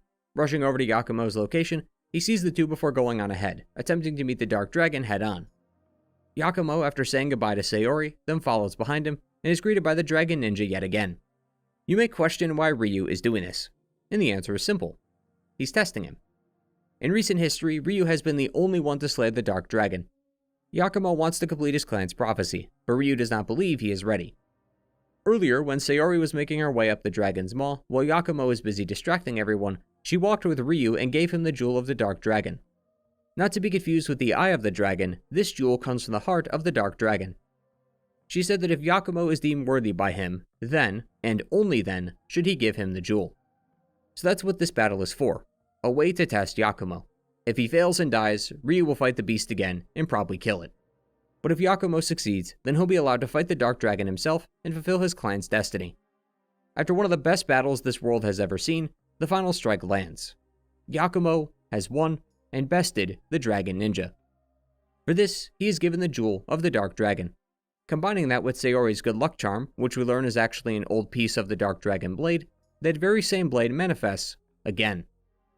With the Dark Dragon blade in hand, Yakumo rushes further up the tower and comes face to face with the beast itself. It's an incredibly tough fight, but Yakumo is ready. He strikes the beast in one of its weak spots, then cuts right through its neck. But it's not over yet. The miasma within the beast mixed with its nefarious thoughts, and gave birth to a powerful incarnation of the Dark Dragon, now in human form, taking the shape of the being who just killed it. Yakumo must essentially face himself. Striking the beast in the heart, Yakumo is then strangled. Recalling his memories of Sayori, he finds the drive to power through, and slice the body double in half, purifying the Dark Dragon, ridding the world of its evil, forever. As the Dark Dragon fall, its essence rid of this earth, the rain, its body, and the darkness lift. All while the Dark Dragon blade, now having served its purpose, disappears again. But this won't be the last we see of Yakumo. As mentioned earlier, the DLC for Ninja Gaiden 4 is set to release in early 2026, which takes place after the events of this game. But as of right now, it hasn't released just yet. So with that, I can now confidently say that we've reached the end of the official Ninja Gaiden timeline. As we wind down today, I wanted to cover a few specific titles that don't have a place in the timeline. As I often do in these videos, I like to save the extra entries for the end so that they don't mess with the official canonical timeline. Ninja Gaiden for the Sega Master System and the Game Gear are the two most divorced games in the franchise, with the only connection being that it stars Ryu Hayabusa. This means that unlike previous games, which at least gave us some idea as to where they belong, these two could be anywhere in this timeline. The events of these games don't impact any other, as they are completely self-contained journeys. As such, I like to believe that they are canon and do exist in the timeline, but placing them somewhere is the hard part. So rather than ignore them, I felt that we should at least acknowledge they exist, but not discuss them within the bounds of our timeline. The Sega Master System starts out quite strong, stating that a massacre at the village occurred and left everyone dead except Ryu. Unlike previous attacks, this one seems to imply that Ryu truly was the only survivor. This would very likely put it at the end of the timeline, but on top of it being one of the few games not made by Koei Tecmo or Team Ninja, it was also given the standard title, Ninja Gaiden, so I suspect it was never meant to connect in any meaningful way. As he arrives at the village though, the last survivor with his dying breath tells Ryu to find the sacred Bushido scroll, a scroll of immense power, enough to control the world, and one that was just stolen. Ryu is then sent to both Tokyo, Osaka, as well as various other places before finding the Castle of Darkness, owned by a mysterious samurai known as the Shogun of Darkness. Ryu then finds the scroll, but the samurai is holding a geisha, who Ryu met earlier, hostage, demanding that he give up the scroll in exchange for her life. After the defeat of the Shogun and its evil fiend form, like all the other games in this era, the castle crumbles as Ryu overlooks its destruction. As for the Game Gear, Ryu had actually had his dragon sword stolen. Confronting the boss who stole it, the monk of the Red Tiger cult, he claims his sword back, but he's told by him to go to Kobe Harbor if he wants to know more. Heading there, he learns that a General Totenkopf wanted his sword, even though he's just an arms dealer. Through this, he learns that Shirogane is his main opponent, for he wants to destroy the world by having all the world's nations attack each other. He says that he has the ability to control minds, and by using the dragon sword he can amplify his power. In fact, by the sword simply being in Shirogane's presence, his power has already doubled. Defeating Shirogane stops his plans and prevents the world from delving into World War III, while Ryu once again watches over the destruction of his base. While these were at their core Ninja Gaiden games, thus making an argument for their canonicity quite easy, there are some other games that will be a lot tougher. However, if we are okay with Dead or Alive being tied to Ninja Gaiden canon, then we may as well extend that courtesy to the other Koei Tecmo games that the cast shows up in. These are mostly considered not canonical by most if not anyone who discusses the Ninja Gaiden timeline, but because these two are so separate from the rest of the games, it's not like including them actually messes with any pre-established lore. Case in point, in Nioh 1 and 2 we can find evidence of the Hayabusa clan, specifically Ren and Jin Hayabusa. These ninjas existed in the 900s and 1600s respectively, and are here because they heard tales of famous swordsmen, those being the protagonists, and want to test their mettle against them. The Ninja Gaiden cast would then also get sucked into a portal and sent into the world of Warriors Orochi 3 Ultimate, forced to battle unnatural enemies alongside mythical and historical beings of years past. They aid these people who they come to view as allies and end their journey by taking the same portal that sent them here back to their village. Ayane then finally goes on a literal side quest in search of a missing girl named Tsumugi, as outlined in fatal frames made into black water. She finds that her ninja skills are not good enough to take down the spirits of the dead, so she's forced to look into ancient magics. There she meets with an old woman who paints a seal on her back. It's supposed to make her sense the presence of the ghosts when they get close to her, but the side effect is that she's closer to the brink of death. Using her senses and a spiritual flashlight that blinds the ghost temporarily, she traces the missing girl's steps back to Mount Hikami, a hotspot for those looking to end their lives. Part of the reason Ayane seems to care about this is because she sees a lot of herself in Tsumugi. Tsumugi, like Ayane, was neglected, while her sister, like Kasumi, was cared for better. Tsumugi has some incredibly harsh feelings about herself. She sees herself as a failure and weak. Following the trail, we can see that Ayane catches her just before she enters the black water. She then escorts her out of the temple and flees the mountains. With Tsumugi rescued, Ayane gives her some words of encouragement about her life and her sister, words that I suspect are more for Ayane herself than they are for Tsumugi, before she disappears. Like I said, these are just short stories and probably aren't canon, but I figured I should mention them anyway. This means though that we've officially talked about every game in this video, and thus have truly discussed the complete journey of our favorite ninja. The world knows him by many names: Super Ninja, Dragon Ninja. We simply know him as Ryu. Throughout this video, we've seen Ryu grow from a teenager with very little experience, barely able to cast Ninpo, to being the strongest ninja of all time. Day after day, evil will come to the land of the living and spread chaos throughout the world, but Ryu had always been there time and again to stop it. Even after all the trials he's faced and the hundreds of lives he's seen taken, he's never once wavered in his ideals. Be it with Doku, Mirai, Genshin, the Dark Dragon, LOA, and all the other greater fiends and evil alike. He's never once stopped believing in the power of good. If anything, these moments have strengthened him, convincing him ever more that he must be there to protect the world from evil. The people may not know who he is, what he does, or how he became so strong, but one thing is certain. The world will always remain safe so long as he is around, for he is Ryu Hayabusa, Dragon Ninja, wielder of the Dragon Sword, last of the Dragon lineage, and the protector of mankind. His ancestors, his clan, and the people of the world count on him now to be there in times of turmoil. It's a heavy burden to bear, but it's one he carries with ease. For the light of dawn always drives away the darkness. His darkness is destined to lift in the end. Thanks for watching. Thank you all for watching today, and I hope you enjoyed. I was really excited to make this one. I've been meaning to talk about Ninja Gaiden in some capacity for some time, so I'm glad I finally got around to it. As always, like the video if you enjoy and subscribe if you're new. Thank you to my returning viewers for coming back to another video, and to the patrons who continue to support the work I do. Take care everyone. Goodbye.